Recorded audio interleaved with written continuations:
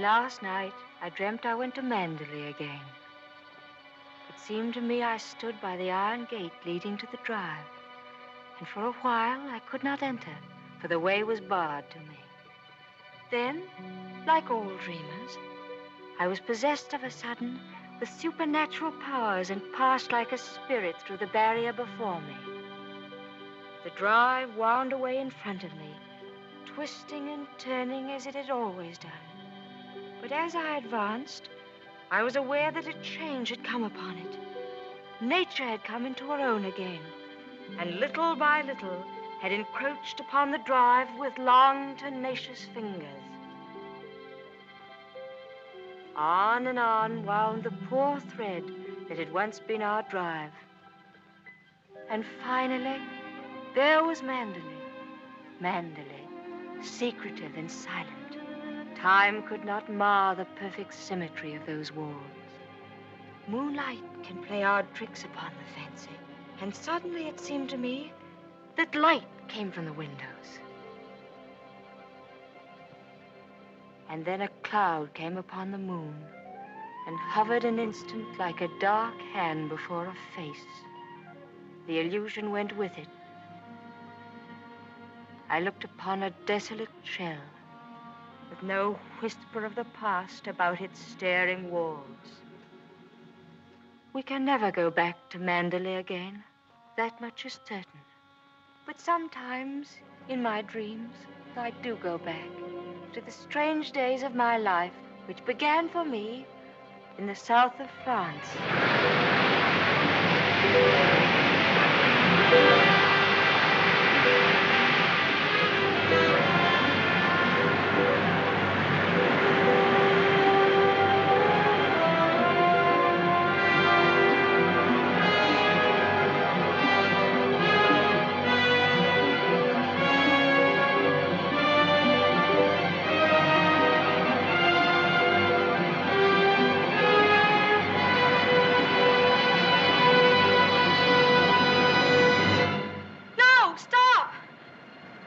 What the devil are you shouting about?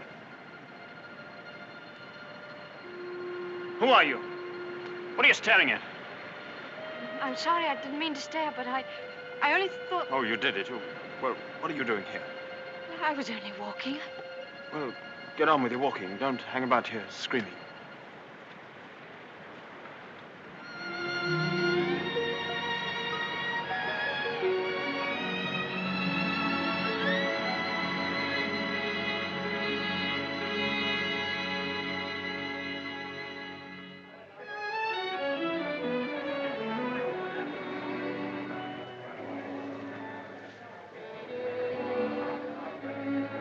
I'll never come to Monte Carlo out of season again.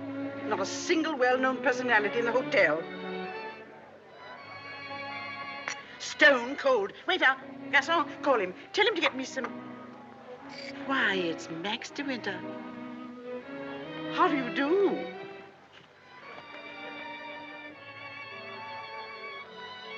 How do you do? I'm Edith Van Hopper.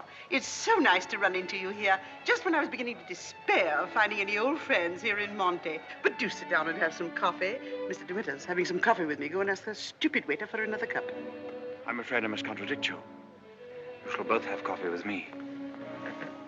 Garçon, let me see. Coffee, please. Cigarette? No, thank you. You know, I recognized you just as soon as you came in, though I haven't seen you since that night at the casino at Palm Beach. Perhaps you don't remember an old woman like me. Are you playing the tables much here at Monte? No, I'm afraid that sort of thing ceased to amuse me years ago. I can well understand that. As for me, if I had a home like Manderley, I should certainly never come to Monte. I hear it's one of the biggest places in that part of the country, and you just can't beat it for beauty. What do you think of Monte Carlo? Or don't you think of it at all? Oh, well, I think it's rather artificial. She's spoiled, Mr. de Winter. That's her trouble. Most girls will give their eyes for a chance to see Monte. Wouldn't that rather defeat the purpose?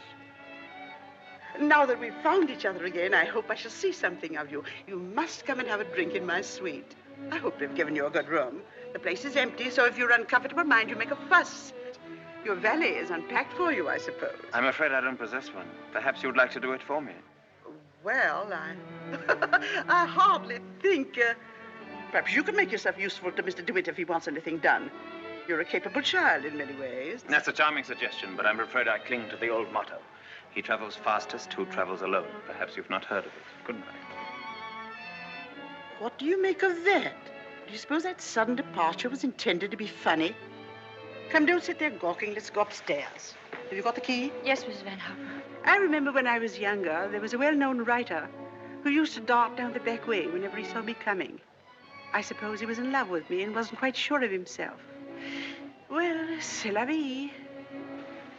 By the way, my dear, don't think that I mean to be unkind, but you were just a teeny-weeny bit forward with Mr. de Winter. Your effort to enter the conversation quite embarrassed me, and I'm sure it did him. Men loathe that sort of thing.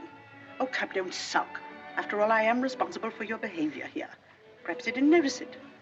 Poor thing. I suppose he just can't get over his wife's death. They say he simply adored her.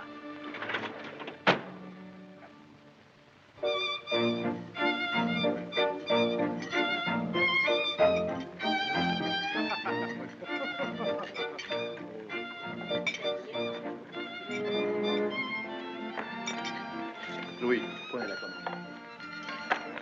Oh, how awkward of me. What a stupid thing to do. Oh, I'm so sorry. Please don't bother. It doesn't really matter. Oh, leave that, leave that. Go and lay another place at my table. Mademoiselle will have lunch with me. Oh, but I couldn't possibly. Why not? Oh, well, please don't be polite. It's very kind of you, but I'll be all right if they just change the cloth. I wasn't being polite. I should have asked you to have lunch with me, even if we hadn't upset the vase so clumsily. Come along. We needn't talk to each other if we don't feel like it. Well, thank you very much.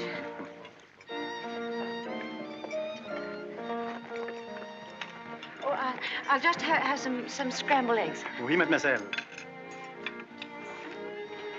What's happened to your friend? Oh, she's ill in bed with a cold.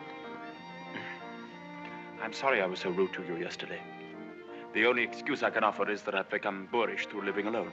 You weren't really. You simply wanted to be alone and... Tell me, is Mrs. Van Hopper a friend of yours or just a relation? No, she's my employer. I'm what is known as a paid companion. I didn't know companionship could be bought. I looked up the word companion in the dictionary once. It said, a friend of the bosom. I don't envy you the privilege. Well, she's very kind, really, and I have to earn my living. Haven't you any family? No, my mother died years and years ago, and then there was only my father, and he died last summer. And then I took this job.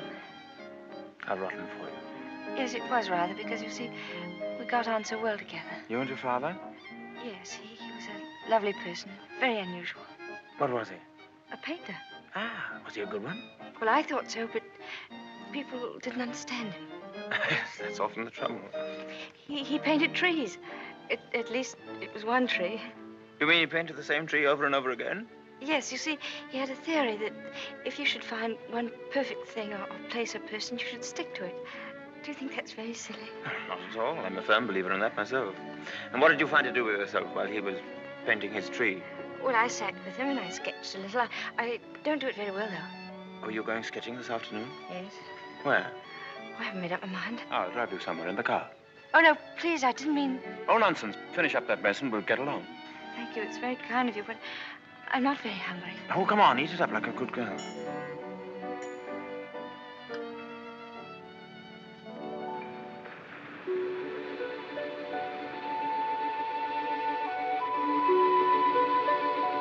You've taken long enough for that sketch. I shall expect a really fine work of art. Oh, no, don't look at it. It's not nearly good enough. But it can't be as bad as all that. Now, don't rub it all out. Let me see it first. Well, it's the perspective. I never can get it Let me right. see, let me see. Oh, dear. Tell me, is it the perspective that gives my nose that curious twist in the middle? Well, you're not a very easy subject to sketch. Your expression keeps changing all the time. Does it? Well, I'd concentrate on the view instead if I were you. Much more worthwhile. Rather reminds me of our coastline at home. Do you know Cornwall at all? Yes, I went there once with my father on holiday. I was in a shop once, and I saw a postcard with a beautiful house on it right by the sea. And I asked whose house it was, and the old lady said, that's Manderley. I felt ashamed for not knowing. And Manderley is beautiful. To me, it's just the place where I was born. I've lived in all my life. Now, I don't suppose I shall ever see it again.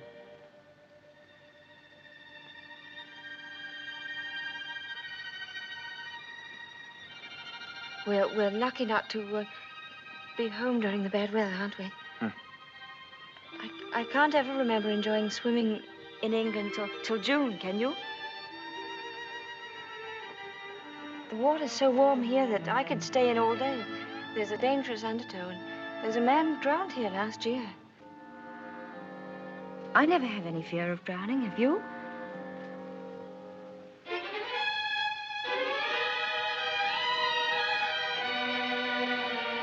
Come, I'll take you home.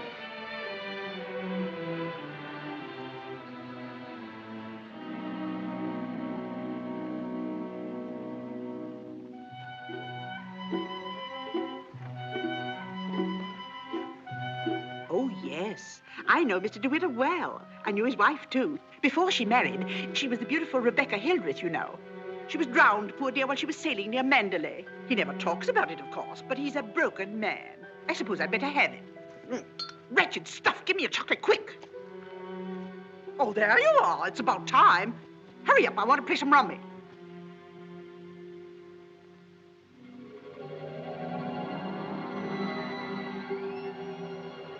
She was the beautiful Rebecca Hildreth, you know. They say he simply adored her. She was the beautiful Rebecca Hildreth, you know. I suppose he just can't get over his wife's death. She was the beautiful Rebecca Hildreth, you know. But he's a broken man. Bonjour. Well, where are you going? Oh, I thought I'd take a tennis lesson. Oh, I see. I suppose you've had a look at the pro, and he's desperately handsome, and you've conceived a schoolgirl crush on him.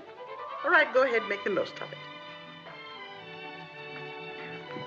Off duty? Oh, yes, Mrs. Van Hopper's cold's turned into flu, so she's got to train nurse. I'm sorry for the nurse. You keen on tennis? No, not particularly. That's good. We'll go for a drive.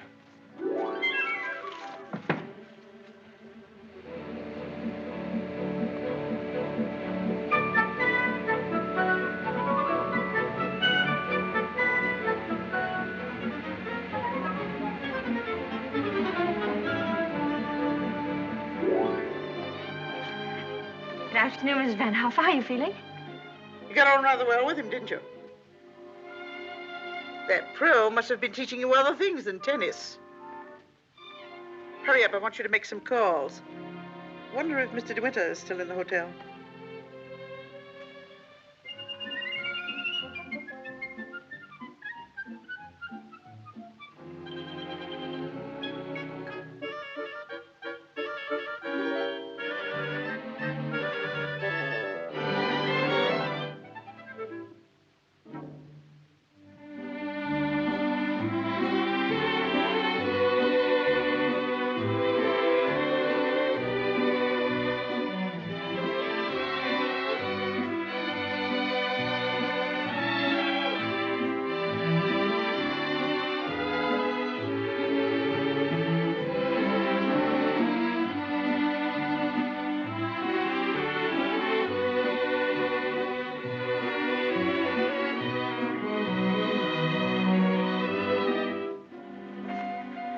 May I go now? For the number of lessons you've had, you ought to be ready for Wimbledon. But this will be your last, so make the most of it. Trouble is, with me laid up like this, you haven't had enough to do. But I'm getting rid of that nurse today, and from now on, you'll stick to your job. Yes, Miss Van Harper. Nurse? Yes, Miss Van Harper? Are you absolutely sure you left those messages for Mr. De Winter? Why, yes, madame. I simply can't believe it. He would most certainly have called me back. Oh, well, poor boy. I simply hate to see him so alone.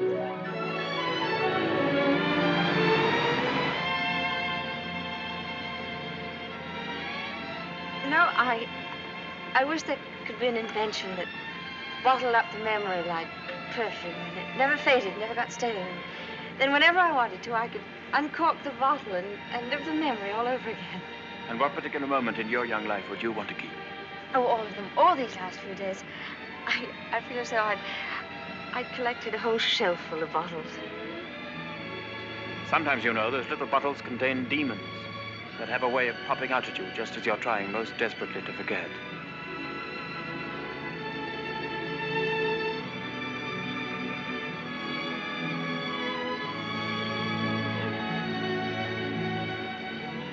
Stop biting your nails. Oh, I wish I were a woman of 36, dressed in black satin with a string of pearls. You wouldn't be here with me if you were. Would you please tell me, Mr. De Winter, why you asked me to come out with you? Oh, it's obvious that you want to be kind, but why do you choose me for your charity?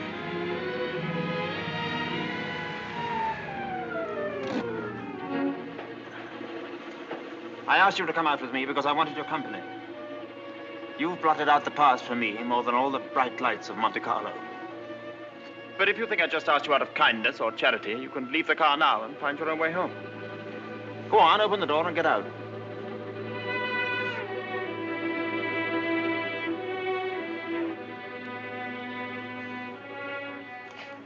Better blow your nose.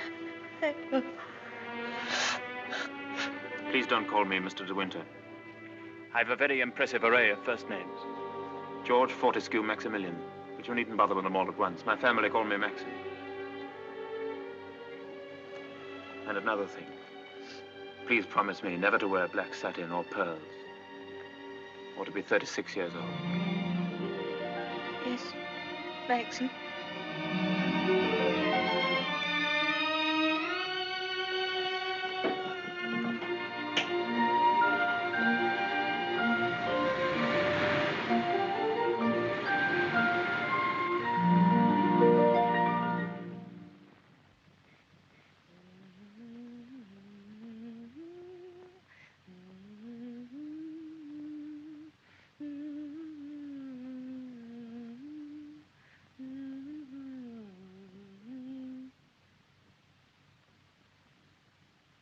For the love of Pete, come here. What do you think? My daughter's engaged to be married. Oh, really? How nice. We must leave for New York at once. Get reservations on the Aquitania, and we'll take the 12:30 train for Cherbourg. Hurry up and get in a maid to help with the packing. We've no time to waste. Go on and don't dawdle. Mr. De Winter, please. Oh, he's gone out riding. He won't be back till noon. Oh. Well, give me the porter, please.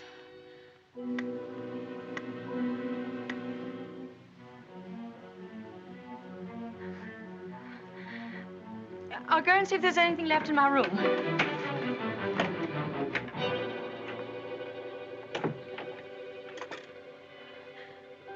Has Mr. De Winter come in yet? Oh, he has. Would you connect me, please?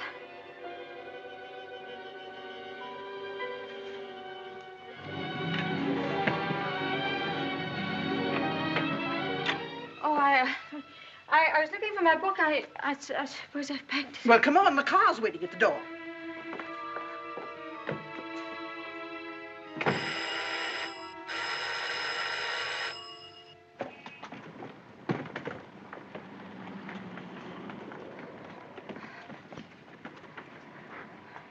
I'd like to leave a forwarding address if they happen to find that book.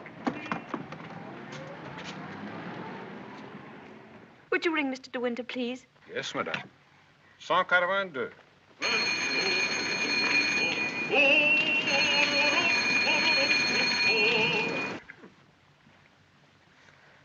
There isn't any answer. Thank you. Tell her to hurry up. Yes, madam. I was looking for Mr. De Winter. Mr. De Winter just ordered breakfast in his room, mademoiselle.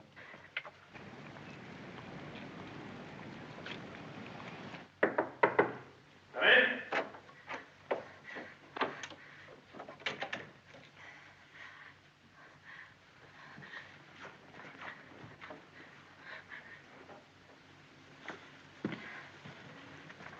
Hello.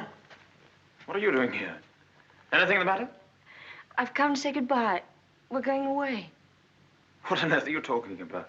It's true, we're going now, and I was afraid I wouldn't see you again.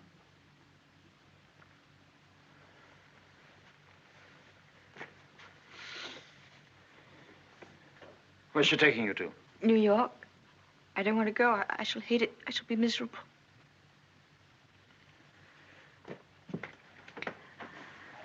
I'll dress in here.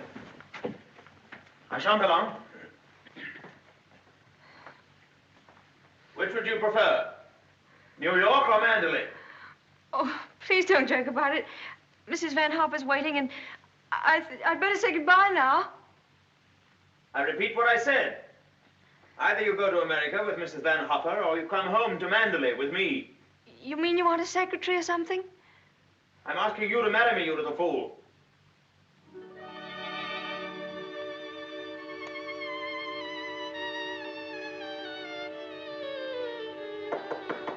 Come in.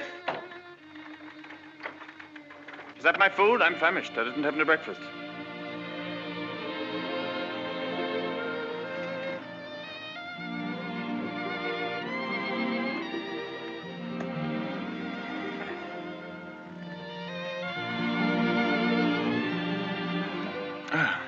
My suggestion didn't seem to go at all well.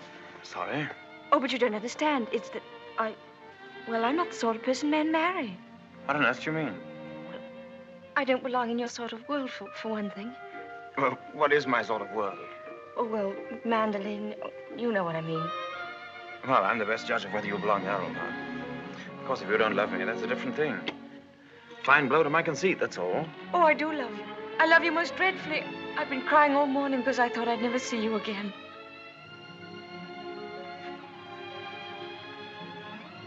Bless you for that. I'll remind you of this one day. You won't believe me. It's a pity you have to grow up. Oh, now that's settled. You may pour me out some coffee. 2 lumps of sugar and some milk, please. Same with my tea, don't forget. Who's going to break the news to Mrs. Van Hopper? Shall you or shall I? Oh, you tell it. She'll be so angry. What's the number of her room? Oh, she's not there. She's downstairs in the car. Hello? Give me the date, please. Hello? You'll find Mrs. Van Hopper waiting outside in her car. Would you ask her with my compliments if she'd very kindly come up and see me in my room? Yes, in my room. Mr. De Winter says, please, for you to come up to his room. Mr. De Winter? Why, certainly.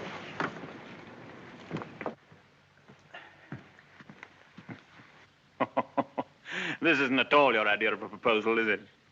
It should be in a conservatory. You in a white frock with a red rose in your hand, and a violin playing in the distance, and I should be making violent love to you behind a palm tree. Poor darling. Never mind. Oh, I don't mind. Don't worry, don't worry. You won't have to say a word. I'm so glad you called me, Mr. De Winter.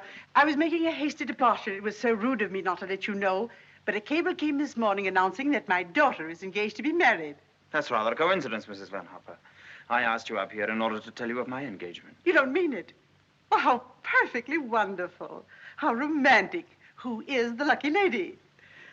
I apologize for depriving you of your companion in this abrupt way. I do hope it won't inconvenience you too greatly. When did all this happen? Just now, Mrs. Van Hopper. Just a few minutes ago. I simply can't believe it. And I suppose I ought to scold you for not having breathed a word of all of this to me. What am I thinking of? I shall give you both my congratulations and my blessings. I'm very happy for you both. When and where is the wedding to be? Here, as soon as possible. A whirlwind romance. Splendid. I could easily postpone my sailing for a week. This poor child has no mother, so I shall take responsibility for all the arrangements. Trousseau, reception, and everything, and I'll give the bride away. My luggage. Go down and tell the porter to take everything out of the car. Just a minute. We're most grateful, Mrs. Van Hopper, but I think we'd both prefer to have it all as quiet as possible. And I couldn't possibly allow you to change your sailing plans. Oh, but... No. Dear, I'll go down and see that your luggage is brought back. Thank you, Maxim. So this is what's been happening during my illness. Tennis lessons, my foot. I suppose I have to hand it to you for a fast worker. How did you manage it? Still waters certainly run deep. Tell me, have you been doing anything you shouldn't? I don't know what you mean. Oh, well, never mind. I always did say that Englishmen have strange tastes.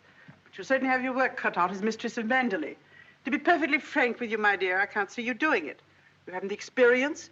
You haven't the faintest idea of what it means to be a great lady. Of course, you know why he's marrying you, don't you? You haven't flattered yourself that he's in love with you.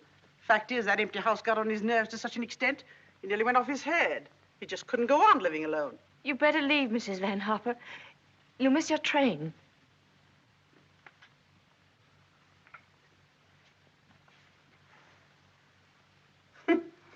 Mrs. De Winter. Goodbye, my dear, and good luck.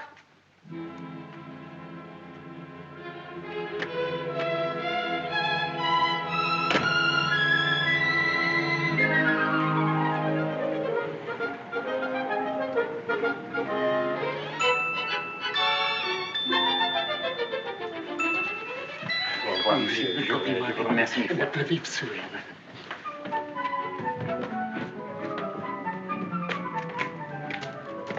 Monsieur, vous avez oublié votre carnet de mariage. Oh, What did he say? He says I've forgotten the proof that we're married. Oh, good heavens.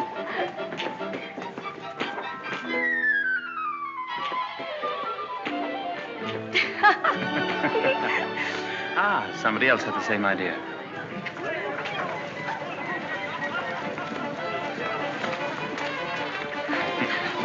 Isn't she sweet? Yes.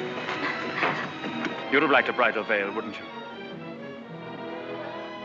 Or at least... Madame, combien ça me fait? Tous les deux. Je vous remercie mille fois. Yes.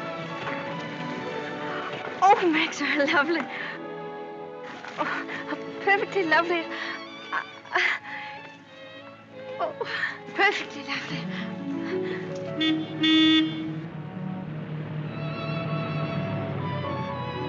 Welcome home, Mr. De Winter. Thank you, Smith.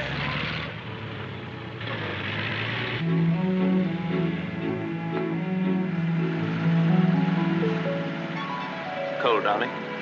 Yes, just a little bit. There's no need to be frightened, you know. Just be yourself and they'll all adore you.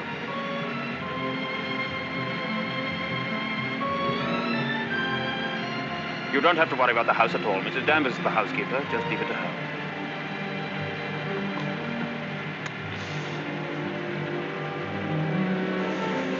Hello. Starting to rain. Better hurry up. Here, have this. Put it over your head. Thank you.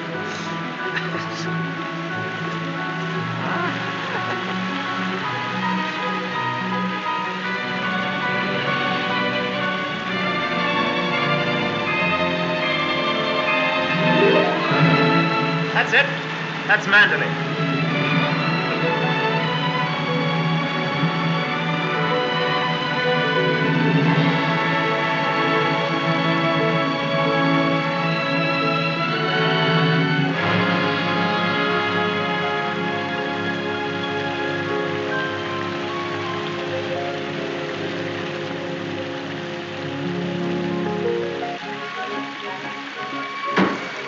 Here we are, Fritz. Everybody well? Yes, thank you, sir. We're glad to see you home, sir. This is Mrs. De Winter, Fritz. How do you do?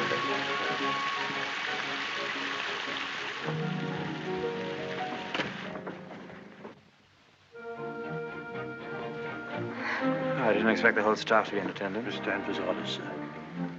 Oh. Sorry about this. Won't take long.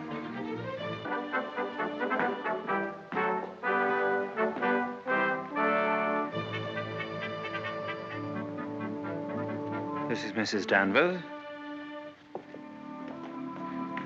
How do you do? How do you do? I have everything in readiness for you. That's very good of you. I didn't expect anything.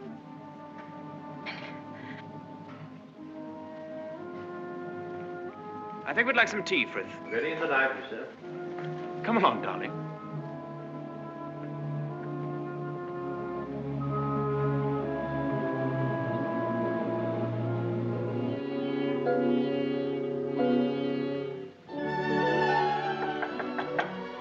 Oh, Maxim, come in. Oh, good evening, Mrs. Danvers. Good evening, madam.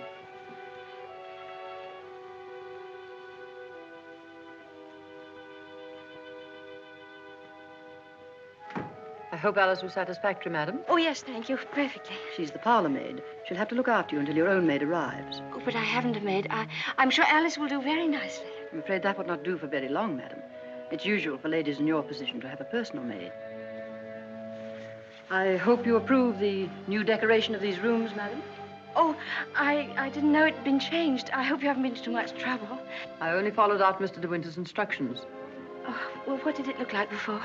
It had an old paper and different hangings. It was never used much, except for occasional visitors. Oh, then it wasn't Mr. De Winter's room originally. No, madam. He's never used the east wing before.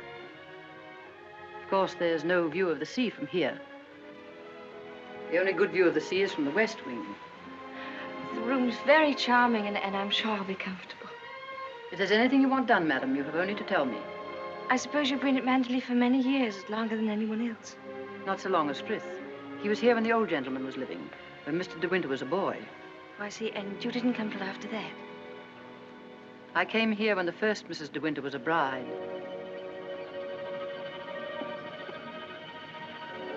Mrs. Danvers, I do hope we'll be friends. You must be patient with me. This sort of life is new to me, and I do want to make a success of it and make Mr. De Winter happy, so I know I can leave all the household arrangements to you. Very well. I hope I shall do everything to your satisfaction, madam. I've managed the house since Mrs. De Winter's death, and Mr. De Winter has never complained.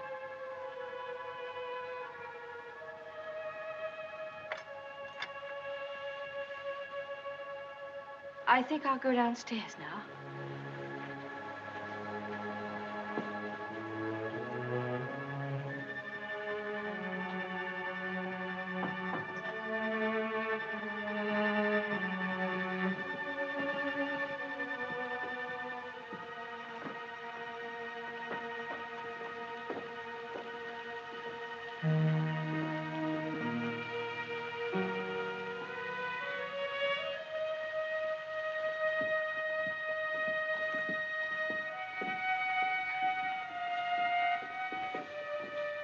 That room in the west wing I was telling you about is there through that door.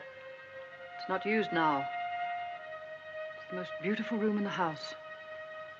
The only one that looks down across the lawns to the sea. It was Mrs. De Winter's room.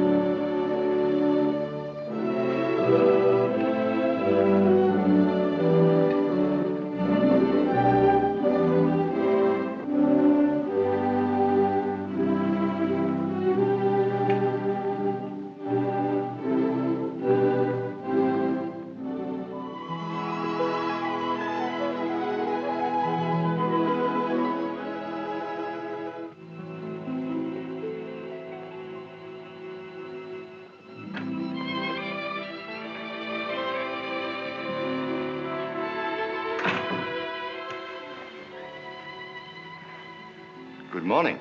Good morning. You're Mrs. De Winter, aren't you? Yes. My name's Crawley. I manage the estate for Maxim. Awfully glad to meet you. There's a fearful lot of stuff piled up while Maxim was away. Yes, I'm sure there must have been. I do wish I could help with some of it. Oh, no. Frank never allows anybody to help him. He's like an old mother hen with his bills and rents and taxes. Come on, Frank, we must go over these estimates. I'll get my papers. You'll find quantities of breakfast over there, but you must eat it all or cook will be mortally offended. Well, I'll do my best, Maxim. I have to go over the place with Frank just to make sure that he hasn't lost any of it. You'll be all right, won't you? Getting acquainted with your new home. Have a look at the Times. There's a thrilling article on what's the matter with English cricket. Oh, yes. My sister Beatrice and her husband, Giles Lacey, have invited themselves over for lunch. Today? Yes. I suppose the old girl can't wait to look you over. You'll find her very direct. If she doesn't like you, she'll probably tell you so to your face. Don't worry, darling. I'll be back in time to protect you from her. Goodbye, darling. Goodbye, Maxim. Goodbye. Goodbye.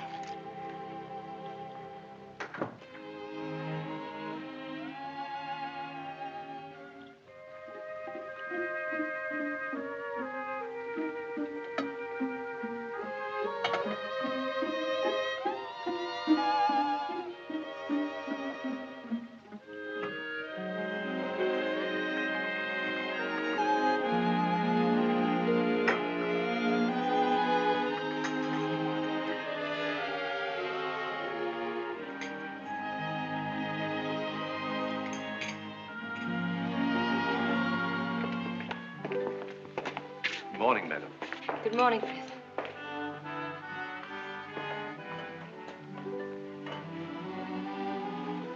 Isn't there anything I could get for you, madam? Oh, no, thank you, Frith. I'm really not very hungry. Thank you. The paper, madam. Oh, yes, thank you, Frith.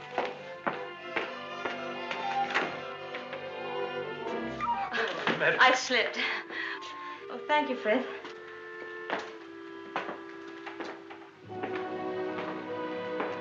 It's big, isn't it? Yes, madam. Manderley is a big place. This was the banquet hall in the old days. It is still used on great occasions, such as a big dinner or a ball. And the public is admitted here, you know, once a week. That's nice.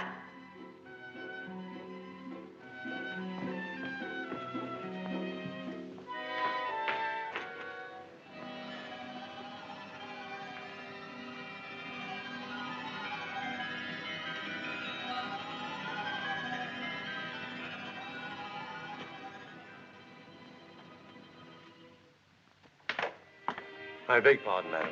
I'm afraid the fire is not usually lit in the library until the afternoon, but you'll find one in the morning room. Of course, if you wish this fire lit now, madam. Oh, no, Frith, I wouldn't dream. Mrs. De Winter, I mean the late Mrs. De Winter always did her correspondence and telephoning in the morning room, after breakfast. Thank you, Frith.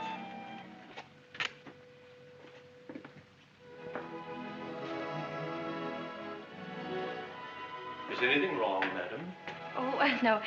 Which way is the morning room? Oh, it's that door there, on the left. Oh, yes, thank you.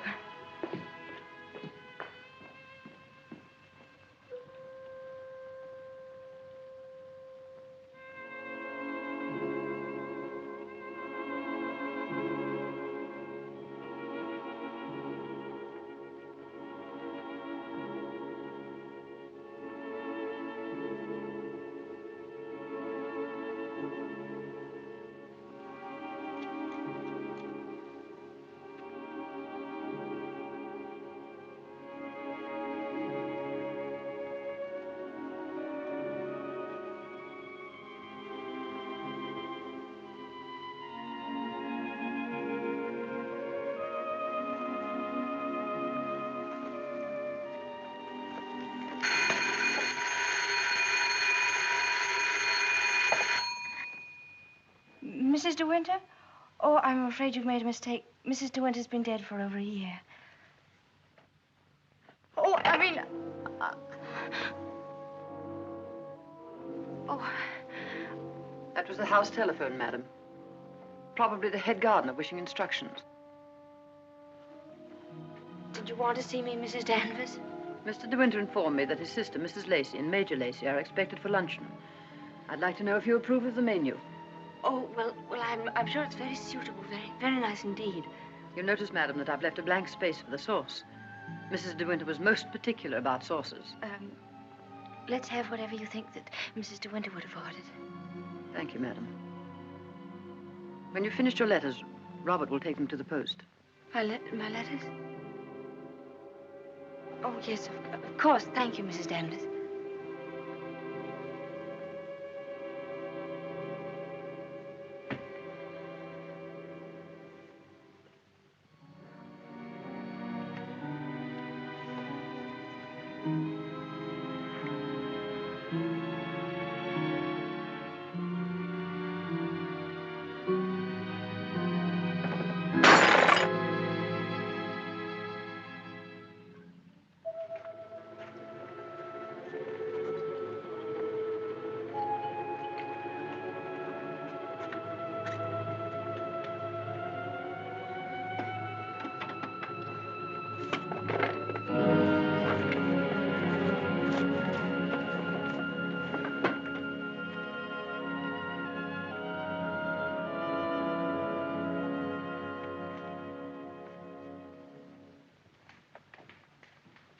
How are you, Frith?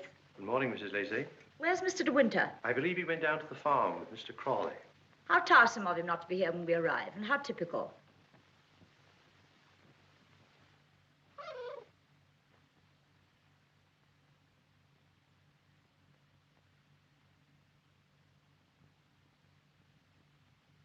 I must say old Danvers keeps the house looking lovely.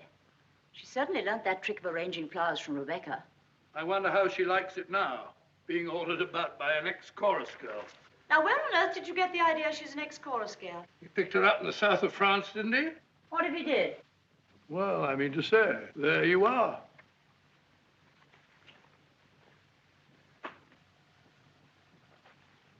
How do you do? I'm Maxim's wife. How do you do? Well, I must say you're quite different from what I expected. Oh, but Cecilia, she's exactly what I told you she'd be. Well, how do you like Manderley? Very beautiful, isn't it? And how do you get along with Mrs. Danvers? Well, I've never met anyone quite like her before. You mean she scares you? She's not exactly an oil painting, is she? Giles, you're very much in the way here. Go somewhere else. Well, I'll try and find Maxim, shall I? Giles? I didn't mean to say anything against Mrs. Danvers. Oh, there's no need for you to be frightened of her. But I shouldn't have any more to do with her than you can help. Shall we sit down? Oh, yes, please. You see, she's bound to be insanely jealous at first. And she must resent you bitterly. Why should she? Don't you know? I should have thought Maxim would have told you. She simply adored Rebecca.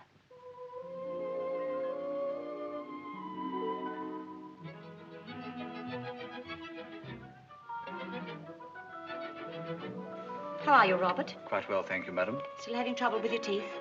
Unfortunately, yes, madam. You should have them out. All of them. Wretched nuisances, teeth. Thank you, madam. Oh, what a plateful. Do you hunt?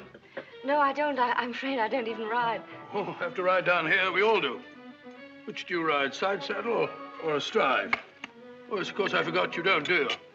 You must. Nothing else to do down here. Maxim, when are you going to have parties here again, like the old days? Oh, I haven't thought about it. But everyone's dying to see you, and... Yes, I bet they are. Why don't you have the masquerade ball again this summer? My dear, are you fond of dancing? Well, I love it, but I'm not very good at it. Do you rumble? I've never tried. You must teach me. I say, but I'm trying to find out exactly what your wife does do. She sketches a little. Sketches? Not this modern stuff, I hope. You know, portrait of a lampshade upside down to represent a soul in torment. Don't sail, do you? No, I don't. Thank goodness for that. Huh?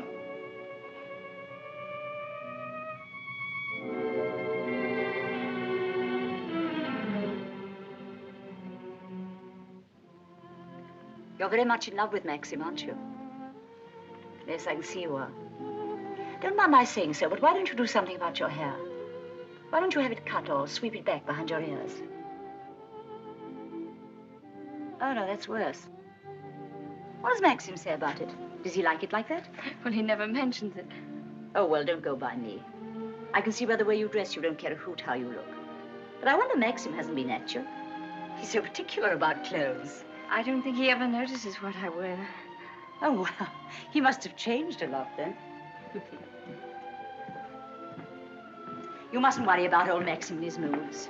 One never knows what goes on in that quiet mind of his. Often he gets into a terrible rage. And when he does... But I don't suppose he'll lose his temper with you. You seem such a placid little thing. Come along, old girl. We've got to go on the first tee at 3 o'clock. All right, I'm coming. Well, goodbye, Maxim, old boy. Goodbye, Giles. Thanks for coming, old boy. Goodbye, my dear. Forgive me for asking you so many rude questions. We both really hope you'll be very happy. Thank you, Beatrice. Thank you very much. And I must congratulate you upon the way Maxim looks. We were very worried about him this time last year. But then, of course, you know the whole story. Goodbye, Beatrice, darling. Goodbye, old boy. Yes, there is.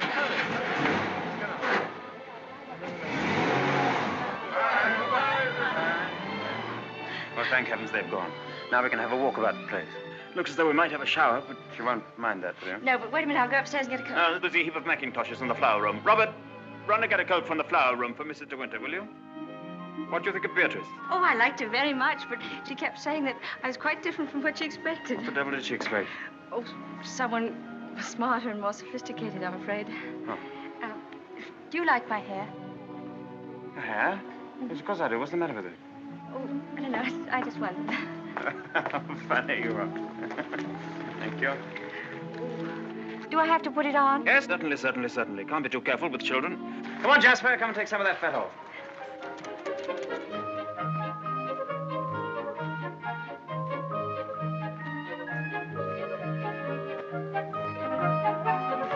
Jasper! Here, not that way. Come here. Where does that lead to? Oh, it leads to a little cove where we used to keep a boat. Oh, let's go down there. Well, no, it's a perfectly dull, uninteresting stretch of sand, just like any other. Oh, please. Well, all right, we'll walk down and take a look if you really want to.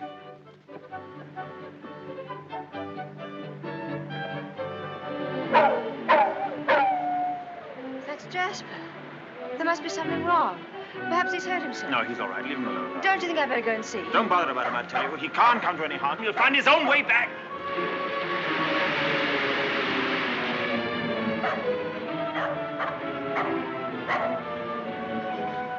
Jasper! Jasper! Oh, there you are.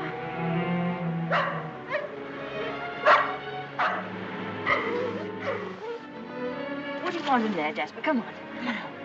Let's go home. Jasper.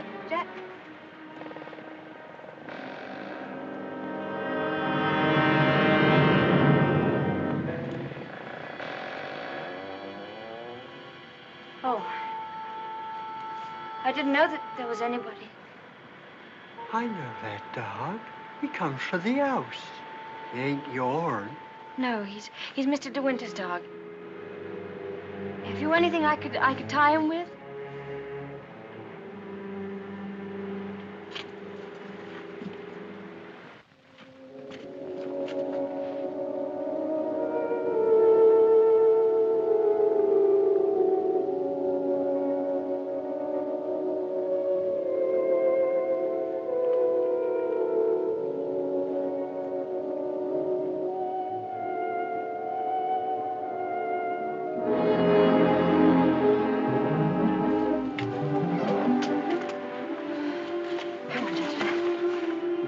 Anyone you saw me in there, will you?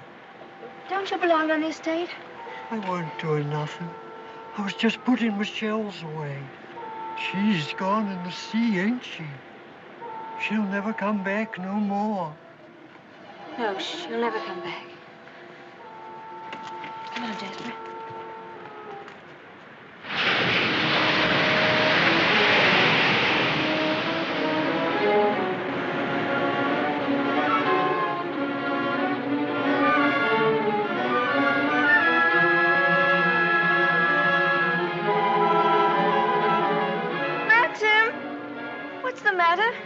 Maxim! I'm sorry I was such a time, but I had to find a rope for Jasper. Hurry up, Jasper, for heaven's sake. Please wait for me.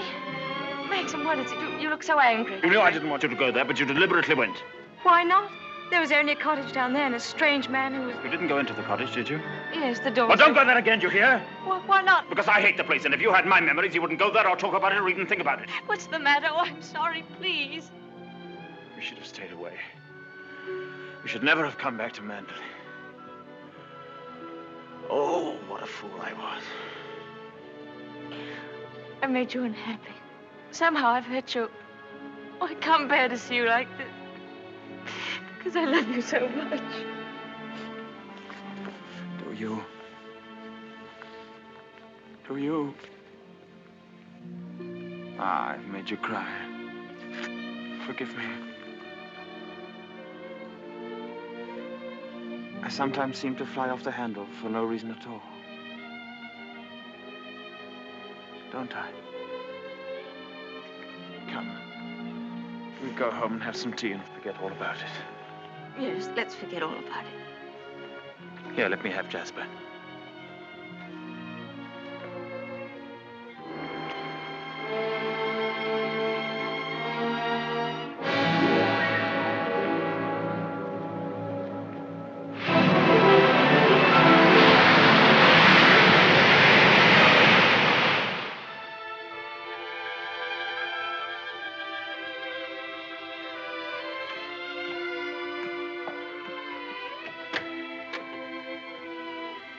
Hello, come in. Oh, please don't get up, Mr. Crawley. I was just wondering if you meant what you said the other day about showing me the run of things. Of course I did. What are you doing now? Notifying all the tenants that in celebration of Maxim's return with his bride, this week's rent will be free. Oh, was that Maxim's idea? Oh, yes. All the servants get an extra week's wages, too. Oh, he didn't tell me. Can't I help you? I could at least lick the stamps. Well, that's terribly nice of you. Won't you sit down? Oh, yes, thank you.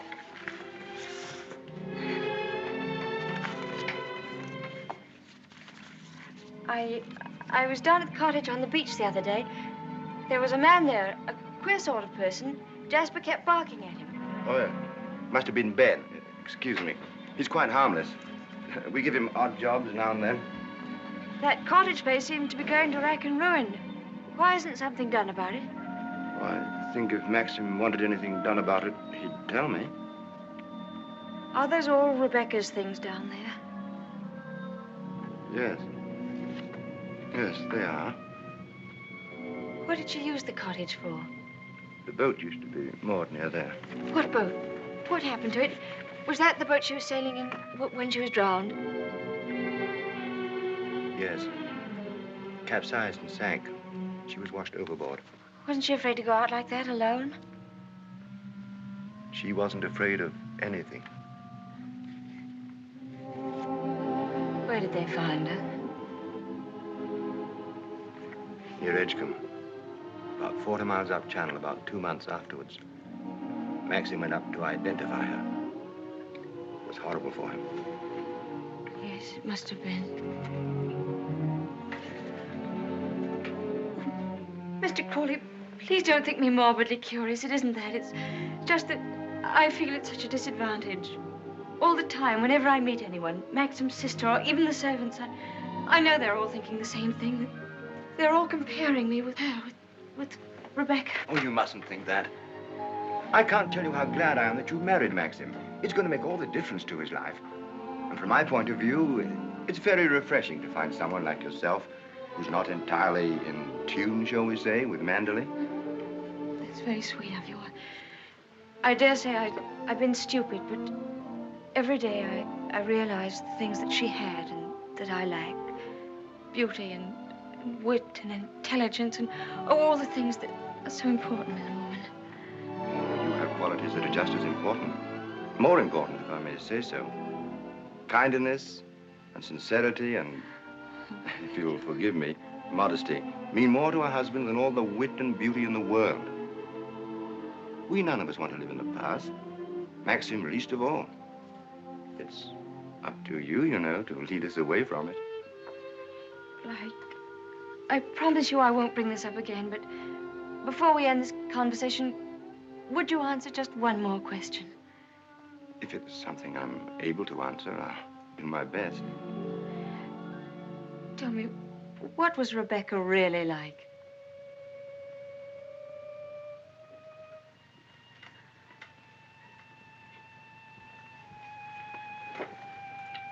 I suppose she was the most beautiful creature I ever saw.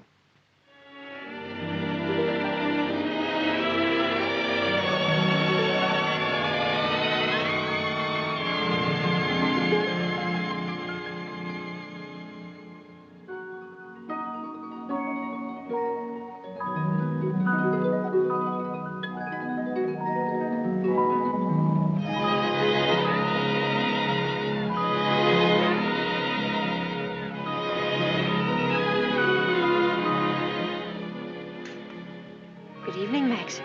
Hello. The films of the honeymoon have arrived at last. We timed, you think, before dinner?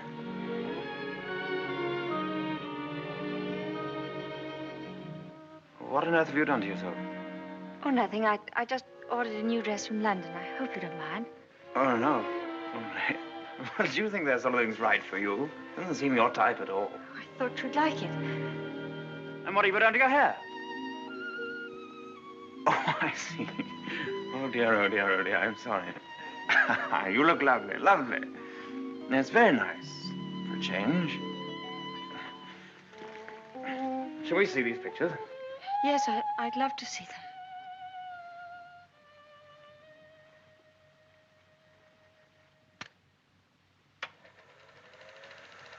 Ah, look now. Oh, look at that. Wasn't it wonderful, darling? Can't we go back there someday? Yes, of course, of course. Ah, look at you. Won't our grandchildren be delighted when they see how lovely you were? Oh, look at you. Yes. Oh, I see. Oh, I like that. Look at that. That's very nice. Oh, remember that. Yes. Oh, I wish our honeymoon could have lasted forever, Maxim. Oh, dash it, look. Oh, hang it. Threaded it up wrong, as usual, or something. Yes, Frith, what is it? Excuse me, sir. May I have a word with you? Yes. Come in. It's about Robert, sir. There's been a slight unpleasantness between him and Mrs. Danvers. Oh, dear. Robert is very upset. Oh, this is trouble. What is it? It appears that Mrs. Danvers has accused Robert of stealing a valuable ornament from the morning room. Robert denies the accusation most emphatically, sir. What was the thing, anyway? China Cupid, sir. Oh, dear, that's one of our treasures, isn't it? Well, tell Mrs. Danvers to get to the bottom of it somehow and tell her I'm sure it wasn't Robert. Very good, sir. Oh, why do they come to me with these things? That's your job, sweetheart. Maxim, I wanted to tell you, but, well, I forgot. The fact is, I broke the China Cupid. You broke it? Now, why on earth didn't you say something about it when Frith was here? I don't know. I didn't like to. I was afraid he'd think me a fool. Well, you think you're much more of a fool now. You'll have to explain to him and Mrs. Danvers. Oh, no, Maxim, you do it. I'll go upstairs. Don't be such a little idiot, darling. Anybody would think you were afraid of them. It's all a mistake, Mrs. Danvers. Apparently, Mrs. de Winter broke the Cupid herself and forgot to say anything about it. I'm so sorry. I never thought that I'd get Robert into trouble. Is it possible to repair the ornament, madam? No, I'm afraid it isn't. It was smashed into pieces. What did you do with the pieces? Well, I put them at the back of one of the drawers in the writing desk. Well, it looks as though Mrs. de Winter were afraid you were going to put her in prison, doesn't it, Mrs. Danvers? Well, never mind. Do what you can to find the pieces, see if they can be mended, and above all, tell Robert to dry his tears. I shall apologize to Robert, of course. Perhaps if such a thing happens again, Mrs. de Winter will tell me personally. Yes, yes, all right. Thank you, Mrs. Danvers.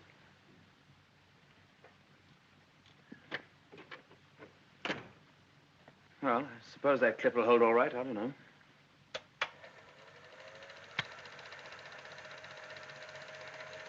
I'm awfully sorry, darling. It was very careless of me. Mrs. Danvers must be furious with me. Oh, hang Mrs. Danvers. Why on earth should you be frightened of her? You behave more like a upstairs maid or something, not like the mistress of the house at all. Yes, I know I do.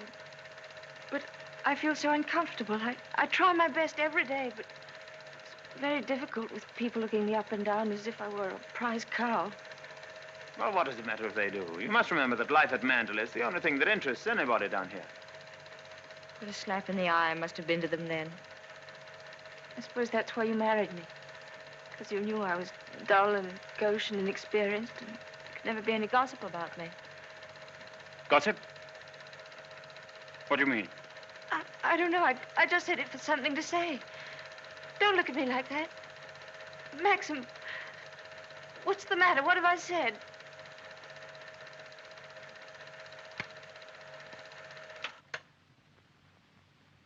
Wasn't a very attractive thing to say, was it? No. It was rude, hateful.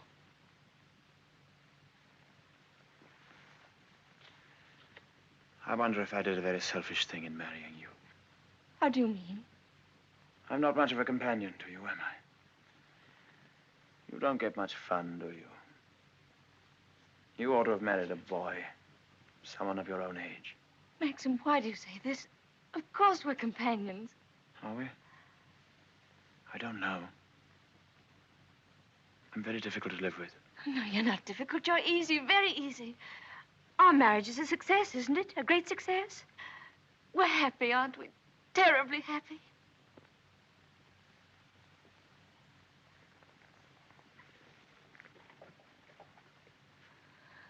If you don't think we are happy, it would be much better if you didn't pretend. I'll go away. Why don't you answer me?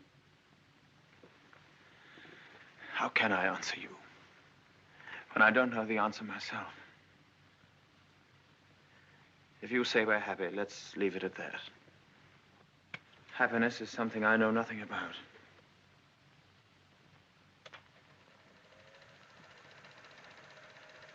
Oh, look. There's the one when I left the camera running on the tripod, remember?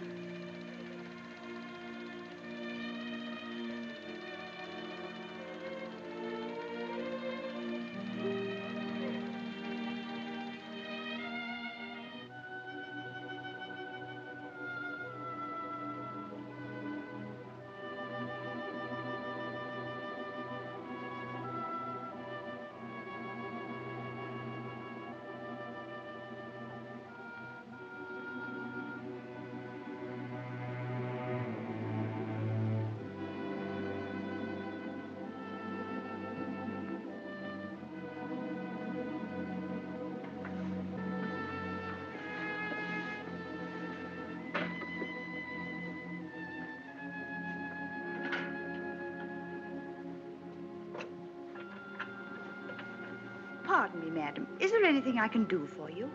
Yes, I'm all right, Hilda. Thank you very much. I'll bring the sandwiches immediately, madam.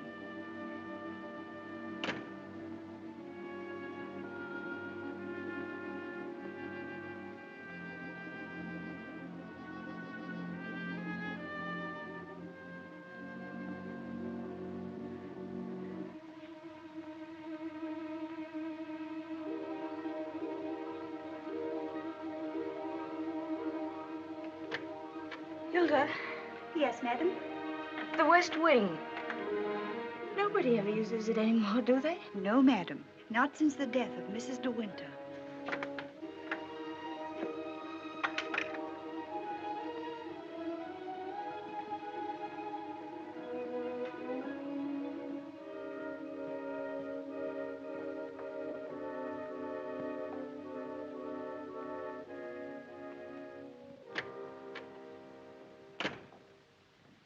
Come along, Mr. Jack, or someone may see you. Well, Danny, old Harvey, it's been good to see you again. It's been simply breathless to pick up all the news. I really don't think it's wise for you to come here, Mr. Jack. Jasper, come here. Oh, nonsense, nonsense. It's just like coming back home. Quiet, Mr. Jack. Yes, and we must be careful not to shock Cinderella, mustn't we? She's in the morning room. If you leave through the garden door, she won't see you. I must say I feel a little like the poor relation sneaking around through back doors. Well, toodaloo, Danny. Goodbye, Mr. Jack. And please be careful.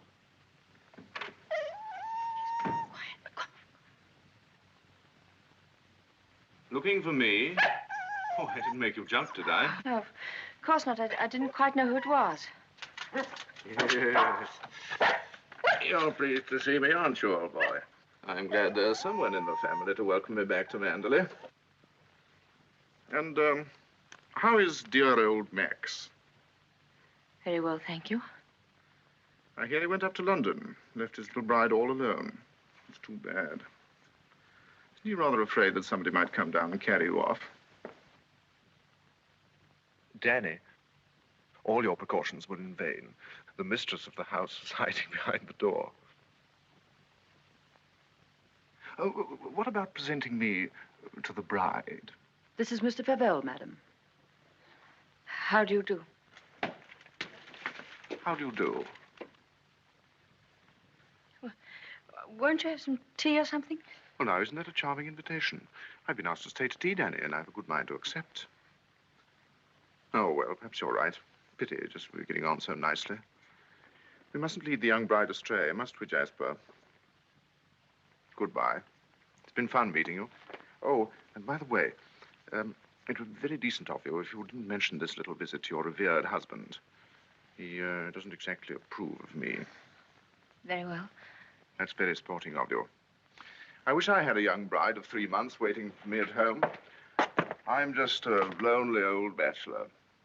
Fare thee well. Oh, and I know what was wrong with that introduction. Danny didn't tell you, did she? I'm Rebecca's favorite cousin. Toodaloo.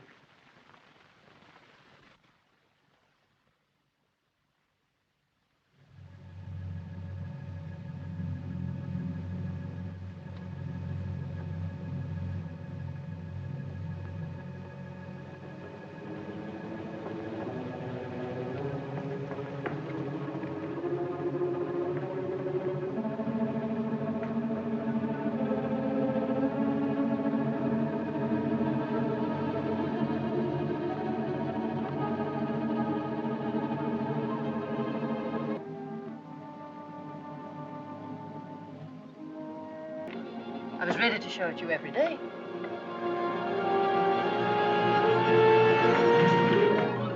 It's a lovely room, isn't it? Loveliest room you've ever seen. Everything is kept just as Mrs. de Winter liked it. Nothing has been altered since that last night. Come. I always used to wait up for her, no matter how late. Sometimes she and Mr. de Winter didn't come home until dawn. While she was undressing, she'd tell me about the party she'd been to. She knew everyone that mattered. Everyone loved her. When she'd finished her bath, she'd go into the bedroom and go over to the dressing table.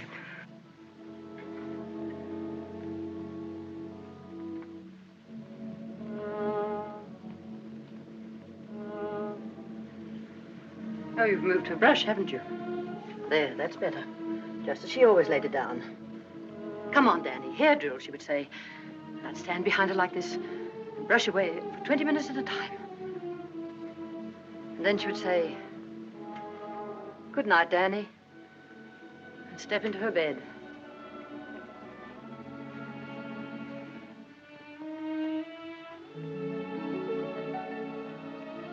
I embroidered this case for her myself, and I keep it here always.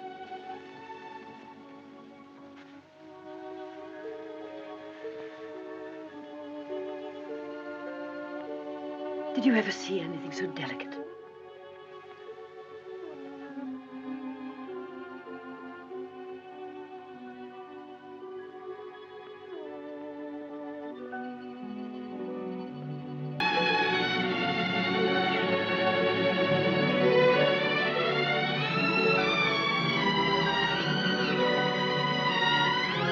To the sea.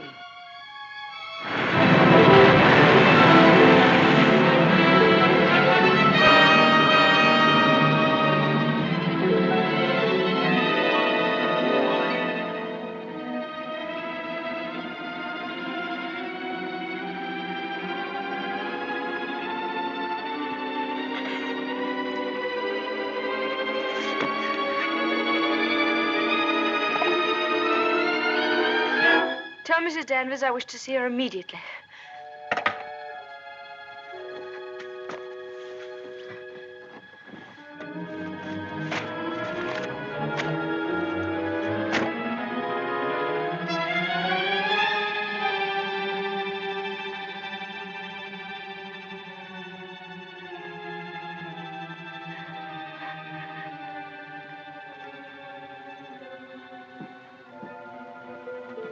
You sent for me, madam? Yes, Mrs. Danvers. I want you to get rid of all these things.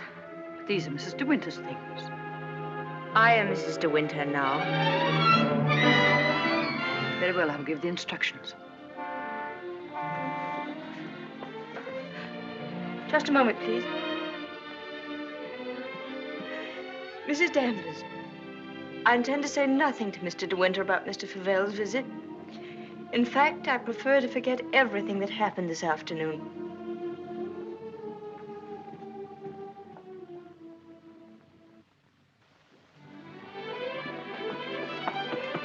Maxim, you've been gone all day. Choking. Oh. Well. What have you been doing with yourself? Oh, I've been thinking. Oh, what did you want to do that for? Oh, come in here and I'll tell you. Darling, could we have a costume ball, just as you used to? Now, what put that into your mind? Has Beatrice been at you?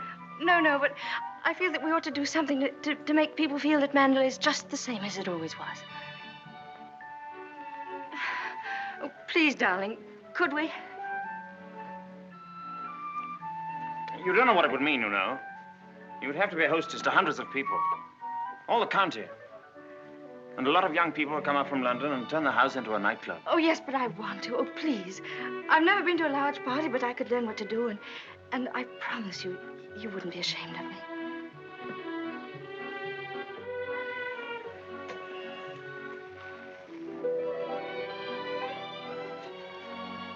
All right, if you think you'd enjoy it.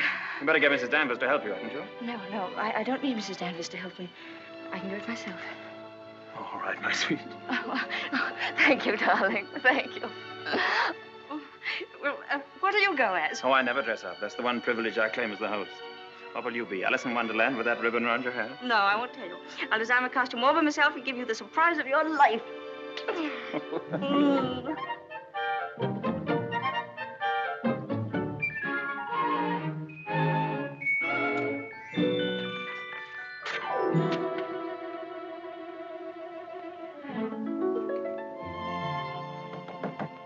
Come in.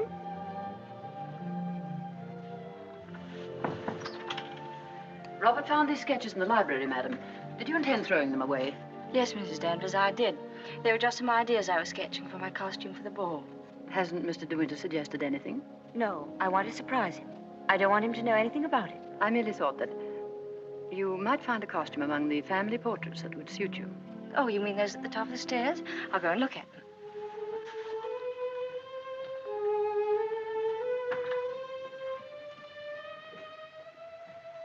This one, for instance. It might have been designed for you. I'm sure you could have it copied. I've heard Mr. De Winter say that this is his favorite of all the paintings. It's Lady Caroline De Winter, one of his ancestors. Oh, well, that's a splendid idea, Mrs. Danvers. I'm very grateful.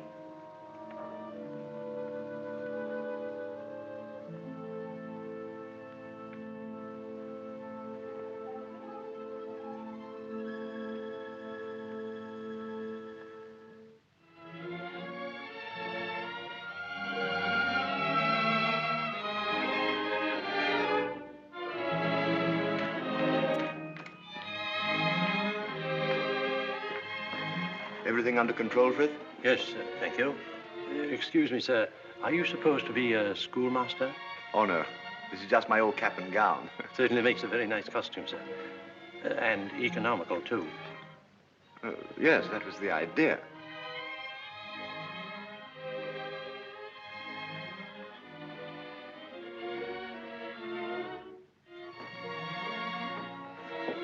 Evening, Robert. Not very good weather for the ball. No, sir. Very misty on the way, and very chilly. Oh, this wig's so tight they ought to have sent an aspirin with it. Hello. Oh. What's the idea, Adam and Eve? Oh, Maxim, don't be disgusting. Strong man, old man. Oh. Where's my weight thing? What thing? You haven't left it in the car, have you? Oh. Oh, there it is. You were the first one down. Yes. Where's the child? She's keeping her costume a terrific secret. Wouldn't even let me into her room. Oh, lovely. I'll go up and give her a hand. I could do with a drink. Won't you catch cold in that thing? Don't be silly. Pure wool, old boy. Pardon me, sir. You forgot this.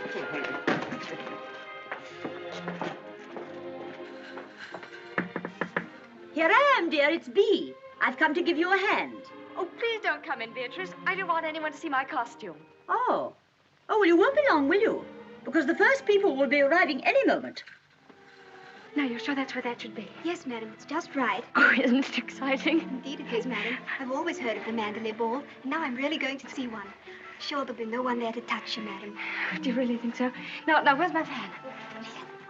Now, you're sure I look all right? You look ever so beautiful. Well, here goes.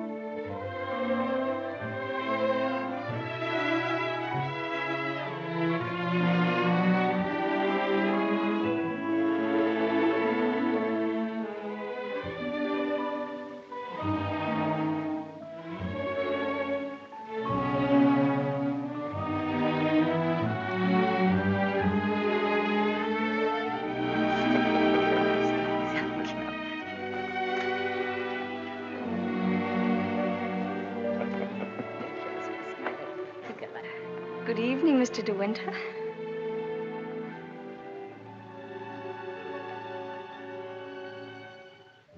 What the devil do you think you're doing? But it's the picture, the one in the gallery. What is it? What have I done? Go and take it off. Doesn't matter what you put on, anything will do. What are you standing there for? Didn't you hear what I said? Sir George and Lady Moore. Dudley Tennant, Admiral and Lady Burbank.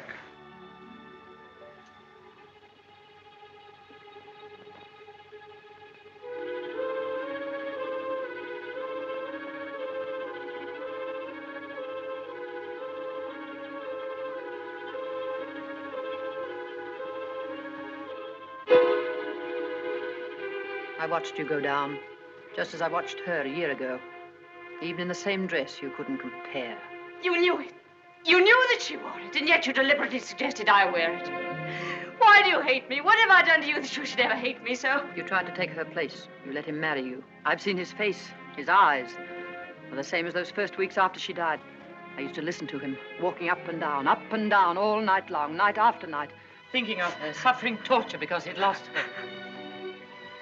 I don't want to know. I don't want to know. You thought you could be Mrs. De Winter, live in her house, walk in her steps, take the things that were hers, but she's too strong for you. You can't fight her. No one ever got the better of her. Never, never. She was beaten in the end, but it wasn't a man, it wasn't a woman. It was the sea. Oh, stop it, stop it, oh, stop it.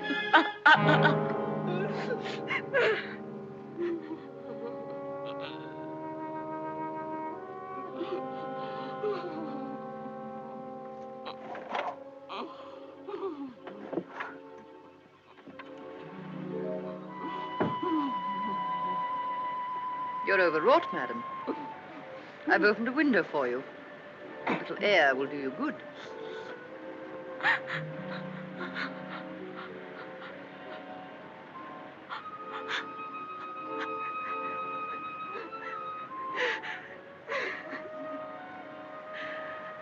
Why don't you go? Why don't you leave Manderley? He doesn't need you. He's got his memories. He doesn't love you. He wants to be alone again with her. You've nothing to stay for. You've nothing to live for, really, have you? Look down there. It's easy, isn't it? Why don't you? Why don't you? Go on. Go on. Don't be afraid.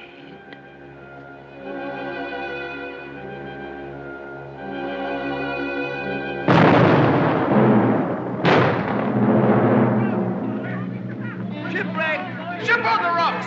Ship aground, sending up rockets! Shipwreck! Come on, everybody, down to the bay! Notify the Coast Guard. She's is aground! Maxim! Maxim! Keep ashore! Come on, everybody! Come on!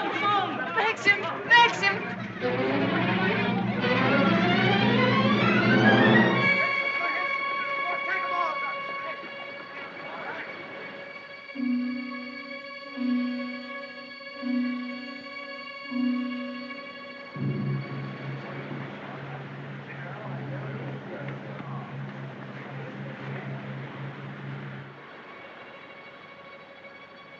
Oh!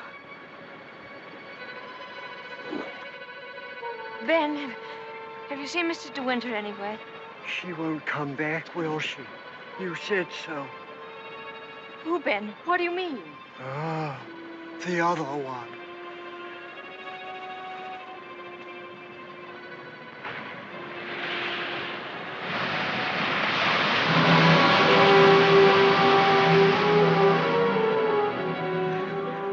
Frank, have you seen Maxim anywhere? Not since about half an hour ago. I thought he'd gone up to the house. No, he hasn't been in the house at all, and I'm afraid something might have happened to him. Frank, what's the matter? Is anything wrong? There is something wrong. Well, the diver who went down to inspect the bottom of the ship came across the hull of another boat. A little sailboat. Frank, is it? Yes. It's Rebecca's. How did they recognize it? It was a local man. Knew it instantly. It'll be so hard on poor Maxim. Yes. It's going to bring it all back again. And worse than before.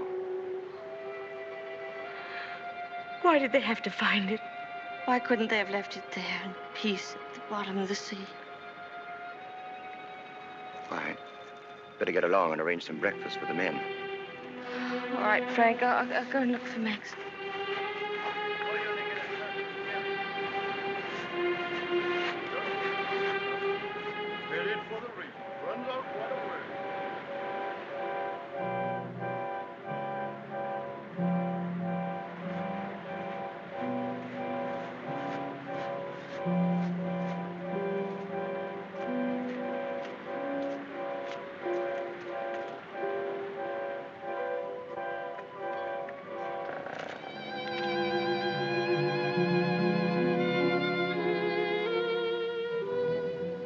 Hello.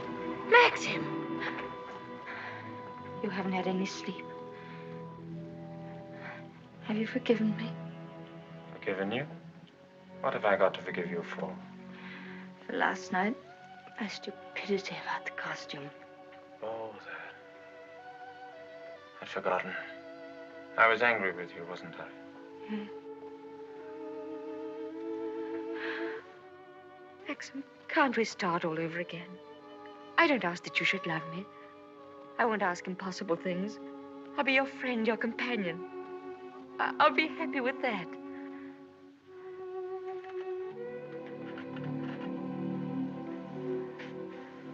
You love me very much, don't you?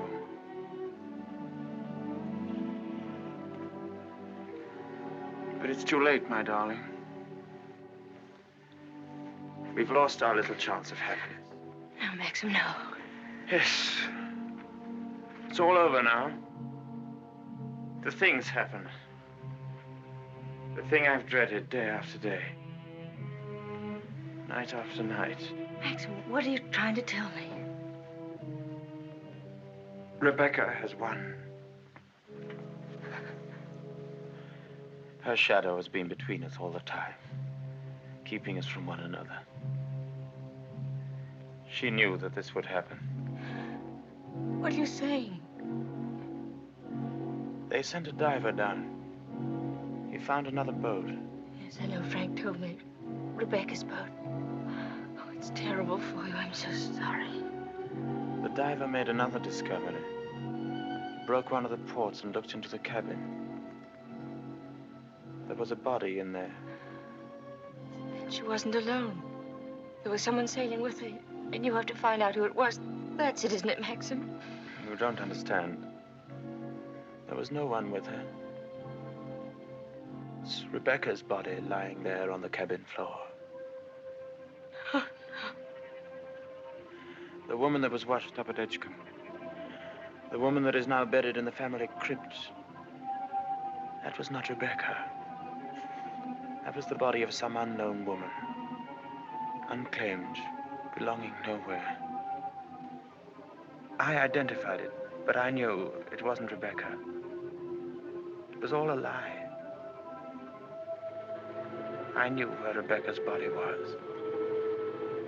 Lying on that cabin floor on the bottom of the sea. How did you know, Max? Because I put it there.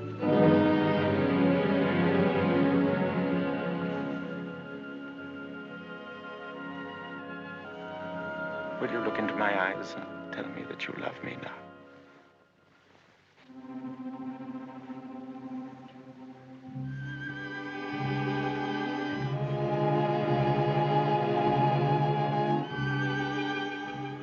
See? I was right. It's too late.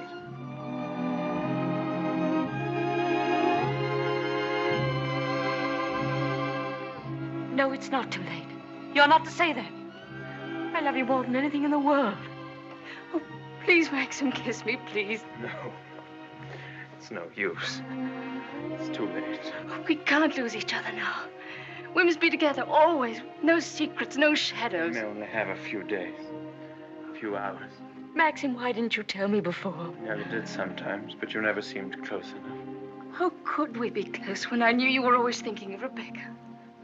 How could I even ask you to love me when I knew you loved Rebecca still? What are you talking about? What do you mean? Whenever you touched me, I knew you were comparing me with Rebecca. Whenever you looked at me, or spoke to me, or walked with me in the garden, I knew you were thinking, this I did with Rebecca, and this, and this. Oh, it's true, isn't it? You thought I loved Rebecca? You thought that? I hated her.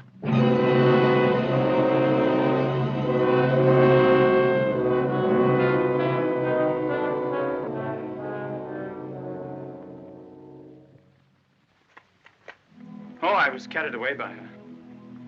Enchanted by her, as everyone was. And when I was married, I was told I was the luckiest man in the world.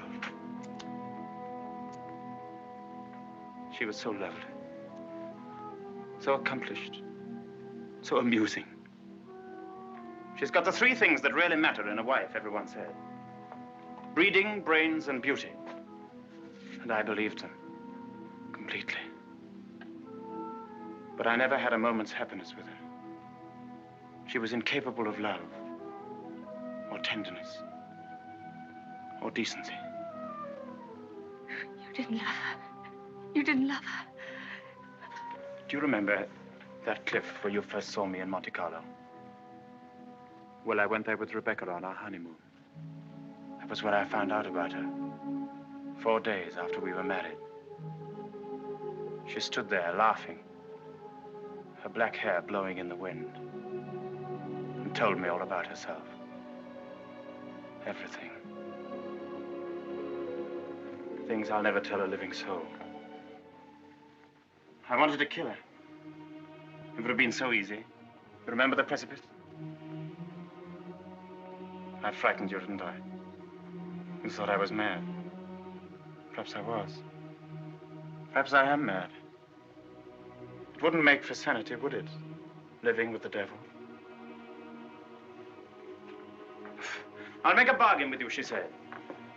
You'd look rather foolish trying to divorce me now after 4 days of marriage. So I'll play the part of a devoted wife, mistress of your precious Manderley.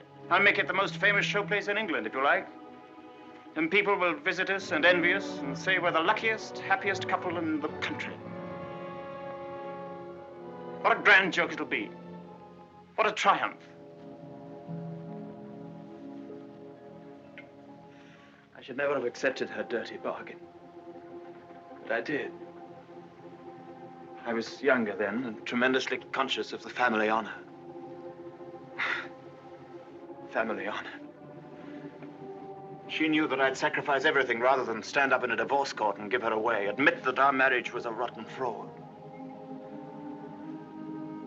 You'd despise me, don't you? As I despise myself. You can't understand what my feelings were. Can you? Of course I can, darling. Of course I can. Well, I kept the bargain, and so did she, apparently. Oh, she played the game brilliantly. But after a while, she began to grow careless. She took a flat in London, and she'd stay away for days at a time. Then she started to bring her friends down here. I warned her, but she shrugged her shoulders. What's it got to do with you, she said. She even started on Frank. Poor, faithful Frank. Then there was a cousin of hers, a man named Favell. Yes, I know him. Came the day you went to London. Why didn't you tell me? I didn't like to. I thought it would remind you of Rebecca. Remind me? As if I needed reminding. Favell used to visit her here in this cottage. I found out about it, and I warned her that if he came here again, I'd shoot them both. One night, when I found that she'd come back quietly from London, I thought that Favell was with her. And I knew then that I couldn't stand this life of filth and deceit any longer.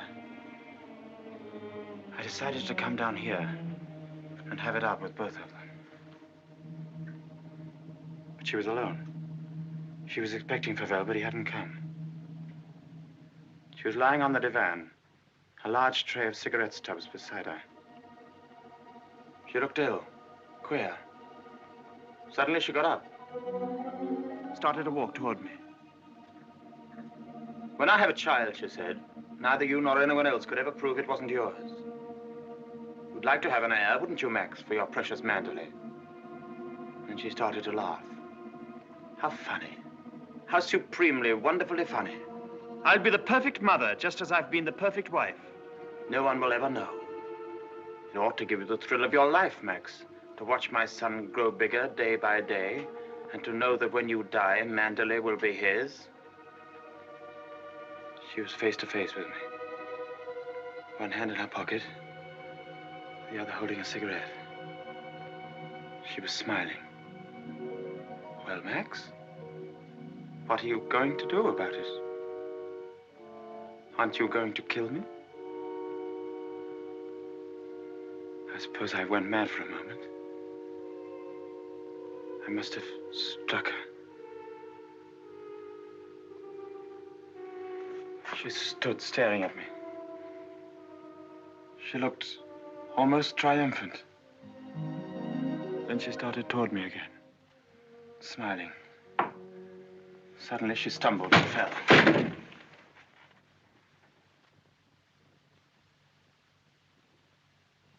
When I looked down, ages afterwards it seemed, she was lying on the floor. She'd struck her head on a heavy piece of ship's tackle.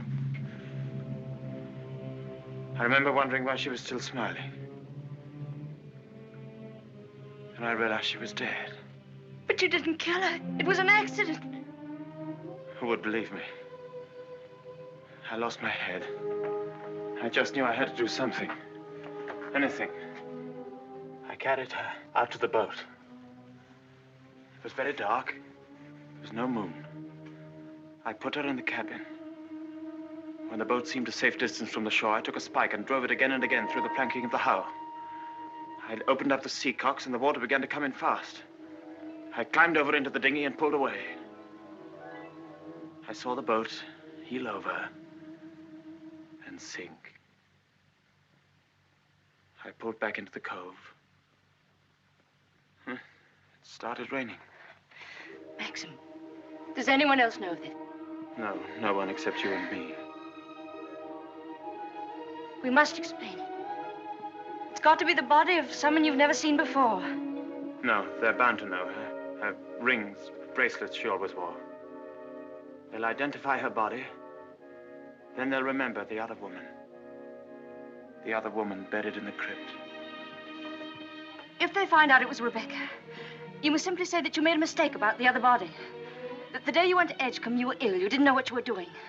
Rebecca's dead. That's what we've got to remember. Rebecca's dead. She can't speak. She can't bear witness. She can't harm you anymore. We're the only two people in the world that know, Maxim. You and I. I told you once that I'd done a very selfish thing in marrying you. You can understand now what I meant.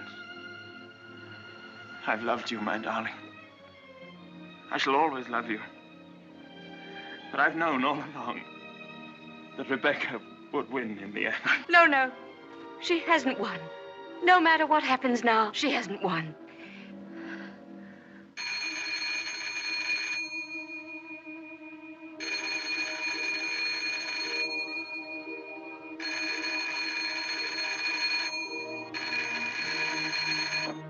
Hello? Hello? Oh. Hello, Frank. Hello, Frank. Yes. Who? Colonel Julian? Yes, tell him I'll meet him there as soon as I possibly can. What? Oh, well, say we could talk about that when we're sure about the matter. What's happened? Colonel Julian called.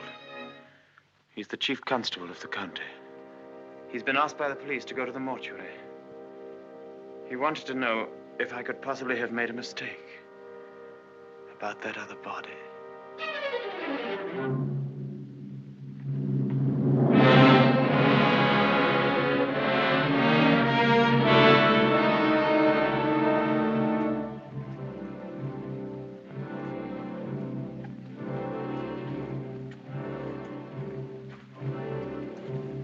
Well, Colonel Julian, apparently I did make a mistake about that other body.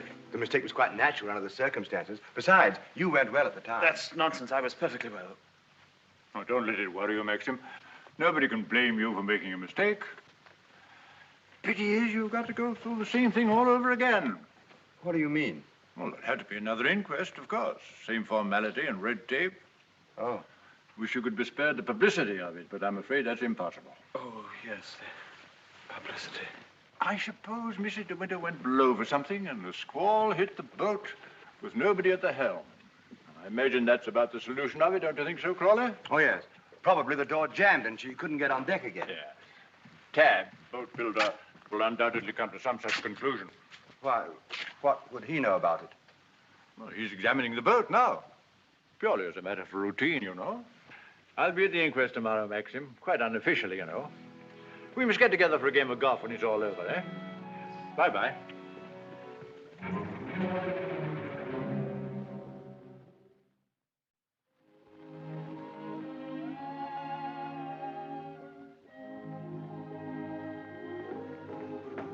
I have the evening papers, madam. Would you care to see them? Oh, no, thank you, Frith. And I prefer that Mr. De Winter weren't troubled with them either. I understand, madam. Permit me to say that we're all most distressed outside.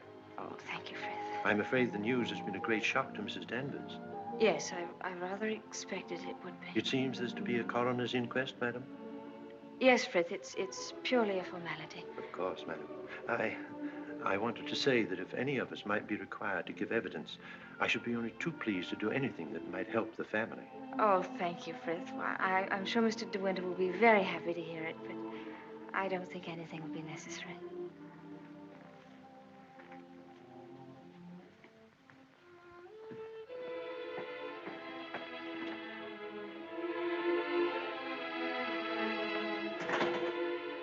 Maxim. Hello, darling. Oh, Maxim, I'm worried about what you'll do at the inquest tomorrow. What do you mean? You won't lose your temper, will you? Promise me that they won't make you angry. All right, darling. I promise. No matter what he asks you won't lose your head. Don't worry, dear. They can't do anything at once, can they? No. Then we've a little time left to be together. Yes. I want to go to the inquest with you. I'd rather you didn't, darling. But I can't wait here alone. I promise you I won't be in any trouble to you, and I must be near you so that no matter what happens, we won't be separated for a moment. All right, dear. I don't mind this whole thing, except for you. I can't forget what it's done to you. I've been thinking of nothing else since it happened. It's gone forever. That funny, young, lost look I loved won't ever come back. I killed that when I told you about Rebecca. It's gone. In a few hours, you've grown so much older. Maxim.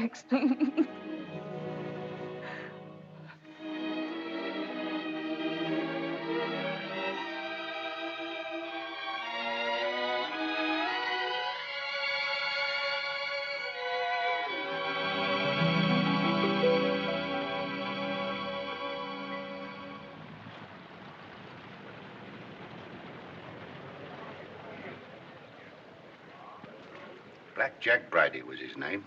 The most important arrest I ever made. It must have been about 2 years ago now. Of course, there was no doubt about it. He was hung a month after I caught him. Hello, wait a minute. They've got old Balmy Ben up now. You remember the late Mrs. De Winter, don't you? She's gone. Yes, we know that. She went in the sea. The sea got her. That's right, that's right. Now, we want you to tell us whether you were on the shore that last night she went sailing. Eh? Were you on the shore that last night she went out when she didn't come back? I didn't see nothing. I don't want to go to the asylum. Them cruel folks there. Now, nobody's going to send you to the asylum. All we want you to do is to tell us what you saw. I didn't see nothing. Come, come. Did you see Mrs. De Winter get into her boat that last night? I don't know nothing. I don't want to go to the asylum. Very well, you may go. Eh? You may go now. Now, Mr. Tabb. Yes, sir. Step forward, please.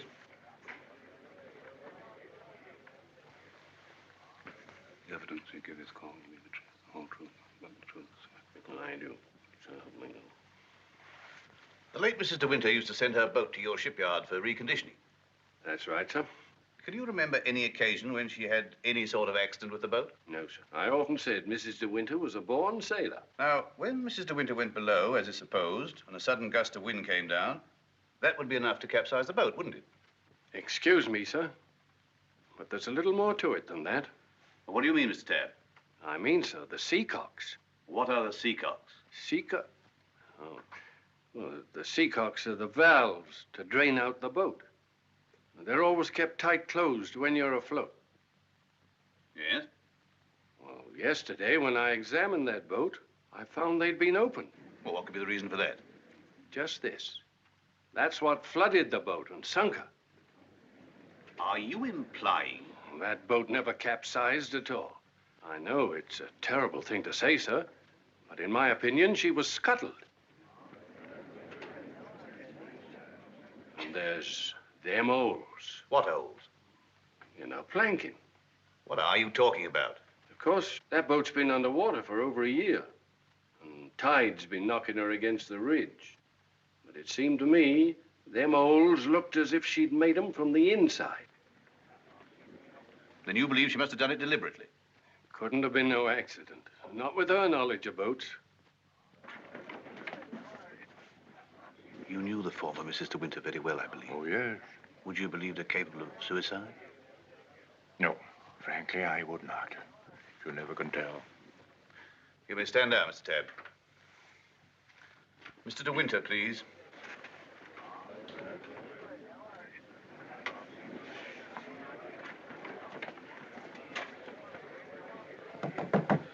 I'm sorry to drag you back for further questioning, Mr. De Winter, but you've heard the statement of Mr. Tabb. I wonder if you can help us in any way. I'm afraid not. Can you think of any reason why there should be holes in the planking of the late Mrs. De Winter's boat? Well, of course I can't think of any reason. Has anyone ever discussed these holes with you before? Well, since the boat has been at the bottom of the ocean, I scarcely think that likely. Mr. De Winter, I want you to believe we all feel very deeply for you in this matter, but you must remember that I don't conduct this inquiry for my own amusement. That's rather obvious, isn't it? I hope that it is. Well, since Mrs. De Winter went sailing alone, are we to believe that she drove those holes herself? Well, you may believe what you like. Can you enlighten us as to why Mrs. De Winter should have wanted to end her own life? I know of no reason whatever. Mr. De Winter, however painful it may be, I have to ask you a very personal question. Were relations between you and the late Mrs. De Winter perfectly happy? Were relations between you and the late Mrs. De Winter perfectly happy? I won't stand this any longer, and you might as well know now. My wife, she's fit. We'll adjourn till after lunch. Mr. De Winter, I presume you'll be available for us then? I told you should have had some breakfast. You're hungry, that's what's the matter with you.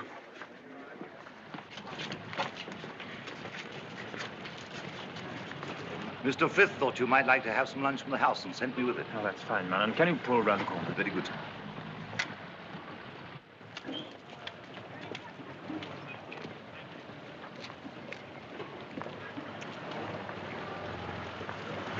Awfully foolish of me fainting like that. Nonsense. If you hadn't fainted like that, I'd have really lost my temper. Darling, please be careful.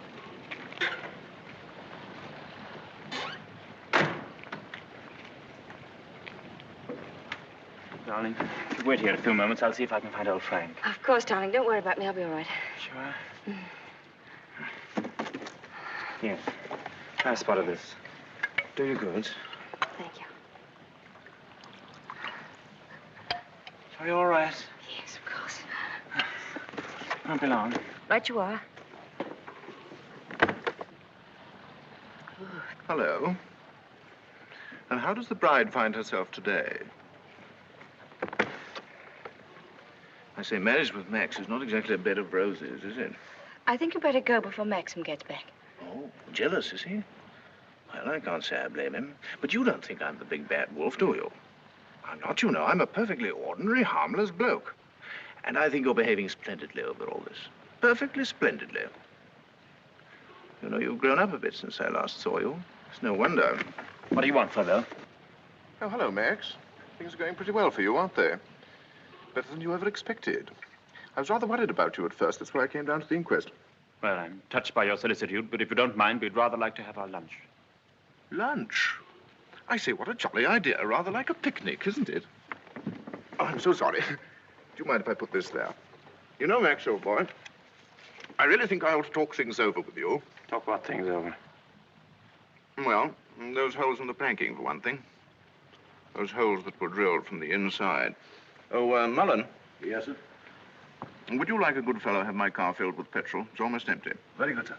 And Mullen, close the door, will you? Yes, sir. Does this bother you?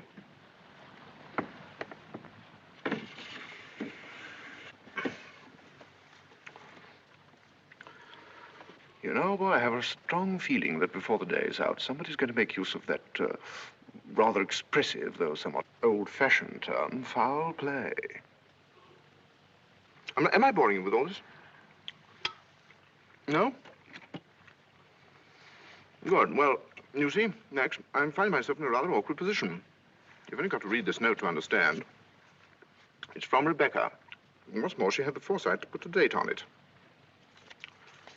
She wrote it to me the day she died. Incidentally, I was out on a party on that night, so I didn't get it until the next day. And what makes you think that note would interest me? Oh, I'm not going to bother you with the contents now, but I can assure you that it is not the note of a woman who intends to drown herself that same night. By the way, what do you do with old bones? Bury them, eh, what? However, for the time being... You know, Max, I'm getting awfully fed up with my job as a motor car salesman. I don't know if you've ever experienced the feeling of driving an expensive motor car that isn't your own, but it can be very, very exasperating. You know what I mean. You want to own the car yourself. I've often wondered what it'd be like to retire to the country, have a nice little place with a few acres of shooting. I've never figured out what it'd cost a year, but I'd like to talk about it with you. I'd like to have your advice on how to live comfortably without hard work. Hello, Flavel. Are you looking for me, Maxim? Yes. Mr. Flavel and I have a little business transaction on hand. I think we had better conduct it over at the inn. They may have a private room there. Well, see you later. Find Colonel Julian. Tell him I want to see him immediately. Come on, Flavel, let's go.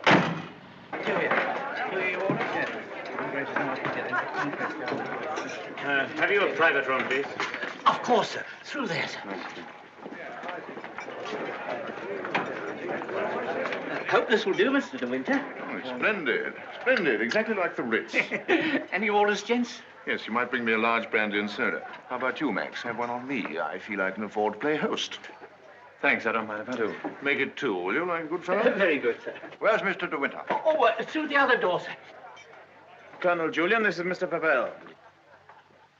Oh, I know Colonel Julian. We're old friends, aren't we? Since you're old friends, I assume you also know he's head of the police here. I think he might be interested to hear your proposition. Go on, tell him all about it. I don't know what you mean. I merely said I hope to give up selling cars and retire into the country. Actually, he offered to withhold a vital piece of evidence from the inquest if I made it worth his while. I only want to see justice done, Colonel. Now, that boat builder's evidence suggested certain possible theories concerning Rebecca's death. One of them, of course, is suicide. Now, I have a little note here which I consider puts that possibility quite out of court. Read it, Colonel. Jack, darling, I've just seen the doctor, and I'm going down to Manderley right away.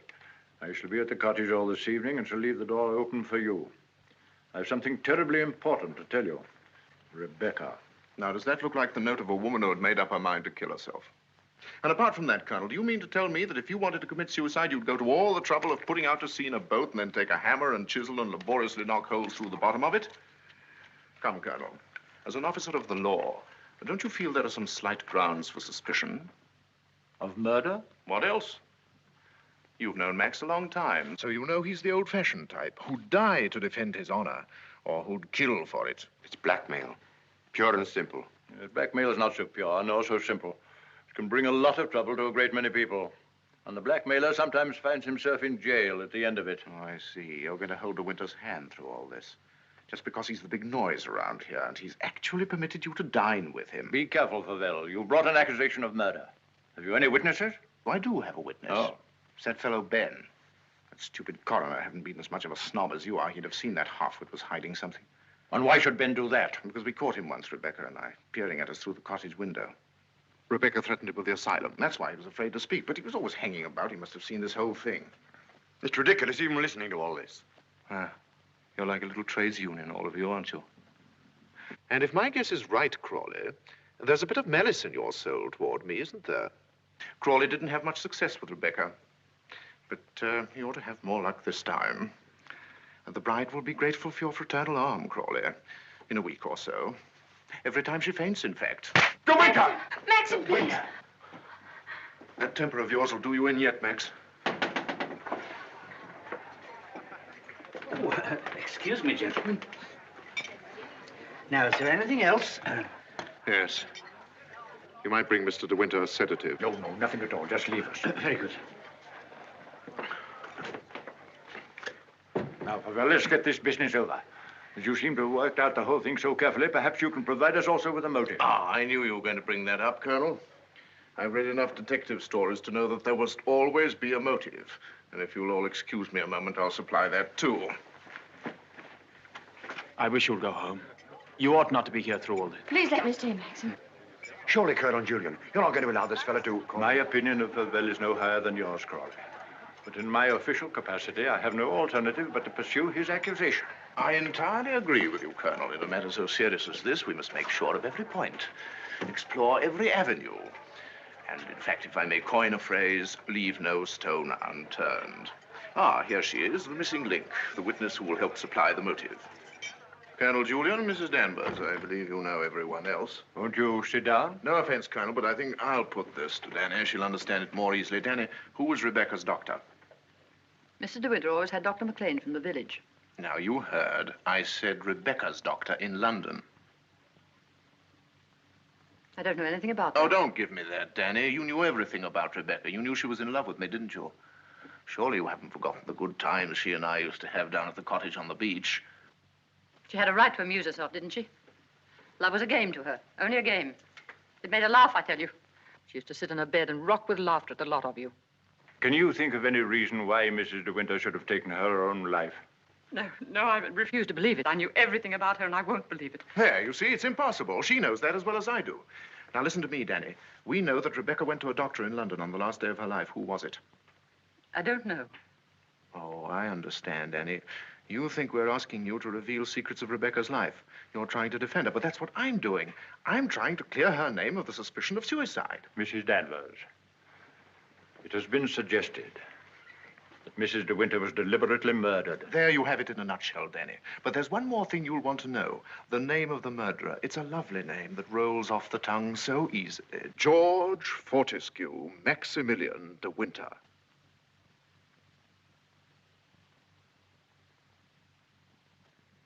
He was a doctor. Mrs. de Winter sometimes went to him privately. She used to go to him even before she was married. We don't want reminiscences, Danny. What was his name?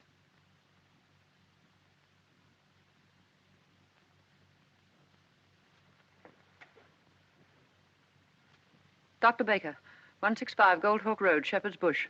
There you are, Colonel. There's where you'll find your motive. Go and question Dr. Baker. He'll tell you why Rebecca went to him, to confirm the fact that she was going to have a child. A sweet, curly-headed little child. It isn't true. It isn't true. She would have told me. She told Max about it. Max, who knew he wasn't the father, so like the gentleman of the old school that he is, he killed her. I'm afraid we shall have to question this, Dr. Baker. Here, here. But for safety's sake, I think I'd like to go along, too. Yes, unfortunately, I suppose you have the right to ask that.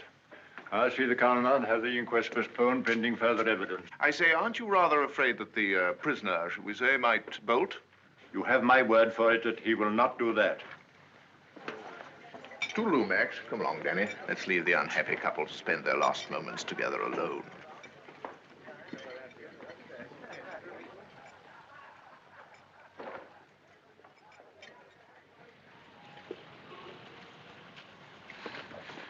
Are you sure you don't want me to go with you, Max? No, darling, it'll be very tiring for you. I'll be back the very first thing in the morning, and I won't even stop to sleep. I'll be waiting for you.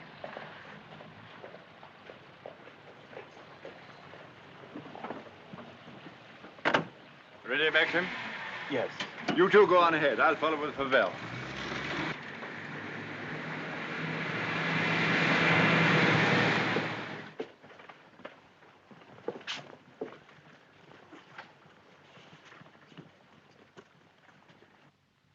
Dr. Baker, you may have seen Mr. de Winter's name in the papers recently. Oh, yes, in connection with the body that was found in a boat. My wife was reading all about it. A very sad case. My condolences. No, this is going to take hours. Let me... Don't bother, Favell. I think I can tell Dr. Baker. We're trying to discover certain facts concerning the late Mrs. de Winter's activities on the day of her death. October the 12th last year. And I want you to tell me, if you can, if anyone of that name paid you a visit on that date.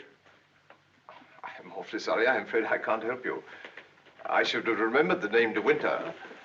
I've never attended a Mrs. de Winter in my life. Well, how can you possibly tell all your patients' names? I can look it up in my engagement diary, if you like. Did you say the 12th of October? Yes. Here we are. No. No de Winter. Are you sure? Well, here are all the appointments for that day. Ross, Campbell, Stedall, Perino, Danvers, Danny? Yeah. What the devil? Would you read that name again? Did you say Danvers? Yes, I have a Mrs. Danvers for 3 o'clock.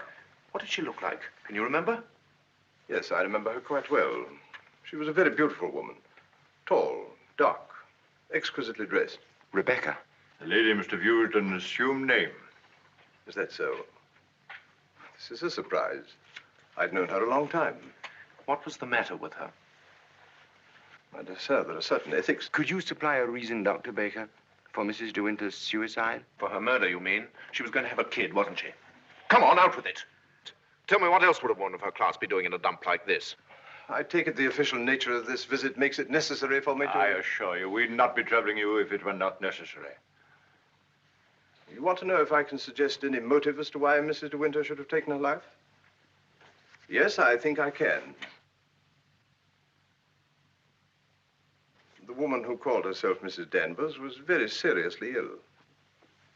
She was not going to have a child. Well, that was what she thought. My diagnosis was different. I sent her to a well-known specialist for an examination and x-rays. And on this date, she returned to me for his report. I remember her standing here, holding out her hand for the photograph. I want to know the truth, she said. I don't want soft words in a bedside manner. If I'm for it, you can tell me right away. I knew she was not the type to accept a lie. If she'd asked for the truth, I let her have it. She thanked me. I never saw her again, so I assumed that... What was wrong with her? Cancer. Yes, the growth was deep-rooted. An operation would have been no earthly use at all. In a short time, she would have been under morphia. There was nothing that could be done for her except wait. Did she say anything when you told her? She smiled in a queer sort of way. Your wife was a wonderful woman, Mr. De Winter. And, oh, yes, I remember she said something that struck me as being very peculiar at the time. When I told her it was a matter of months, she said, "Oh, no, Doctor, not that long." You've been very kind. You've told us all we wanted to know. We should probably need an official verification. Verification? Yes, to confirm the verdict of suicide. I understand. Can I offer you gentlemen a glass of sherry? Oh, very kind. I think we ought to be going. Thank heaven we know the truth. Dreadful thing. Dreadful. A young and lovely woman like that. No wonder. I never had the remotest idea. Neither did Danny, I'm sure. I wish I had a drink. Will we be needed at the inquest any further, Colonel Julian? No. I can see to it that Maxim's not troubled any further. Thank you, sir. You ready to start, Colonel? No, thank you. I'm staying in town tonight.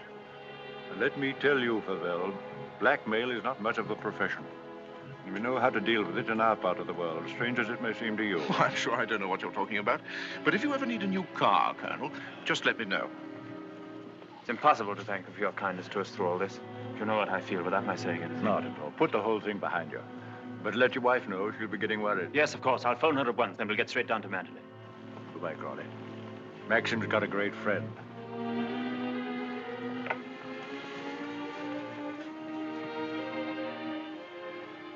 Frank. Yes, Maxim? Something you don't know. Oh, no, there isn't.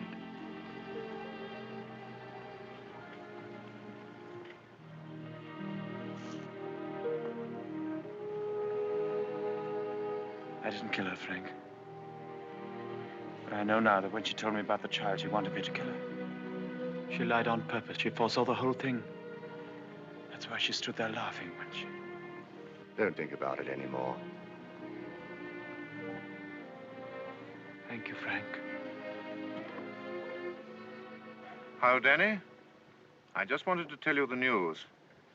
Rebecca held out on both of us. She had cancer.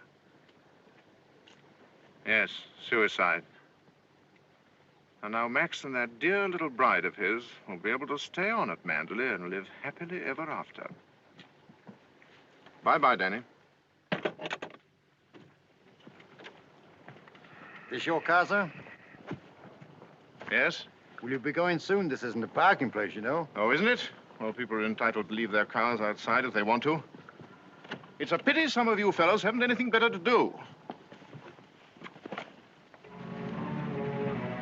When you phoned, did she say she'd wait up? I asked her to go to bed, but she wouldn't hear of it. I wish I could get some more speed out of this thing. Is something worrying you, Maxim? I can't get over the feeling something's wrong.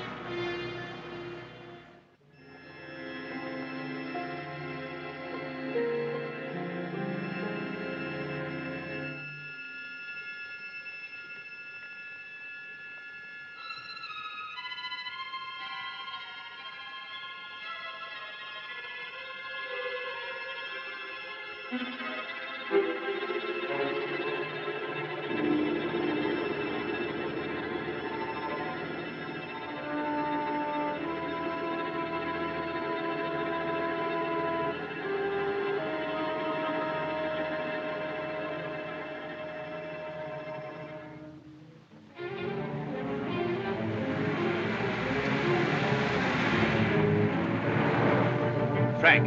What's the matter? Why did we stop? What's the time? Well, this clock's wrong. It must be 3 or 4. Why? That can't be the dawn breaking over there. It's in the winter that you see the northern lights, isn't it? That's not the northern lights. That's Manderley.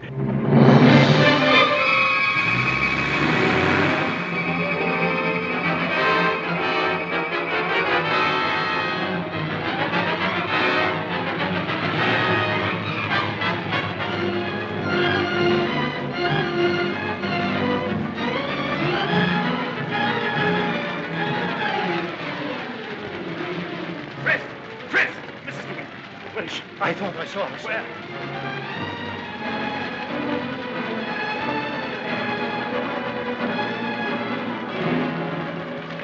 Maxim! Thank heaven you've come back to me. Are you all right, darling? Oh, yes. Are you all right? Mrs. Danvers. She's gone mad. She said she'd rather destroy Manderley than see us happy here. Look! The West Wing!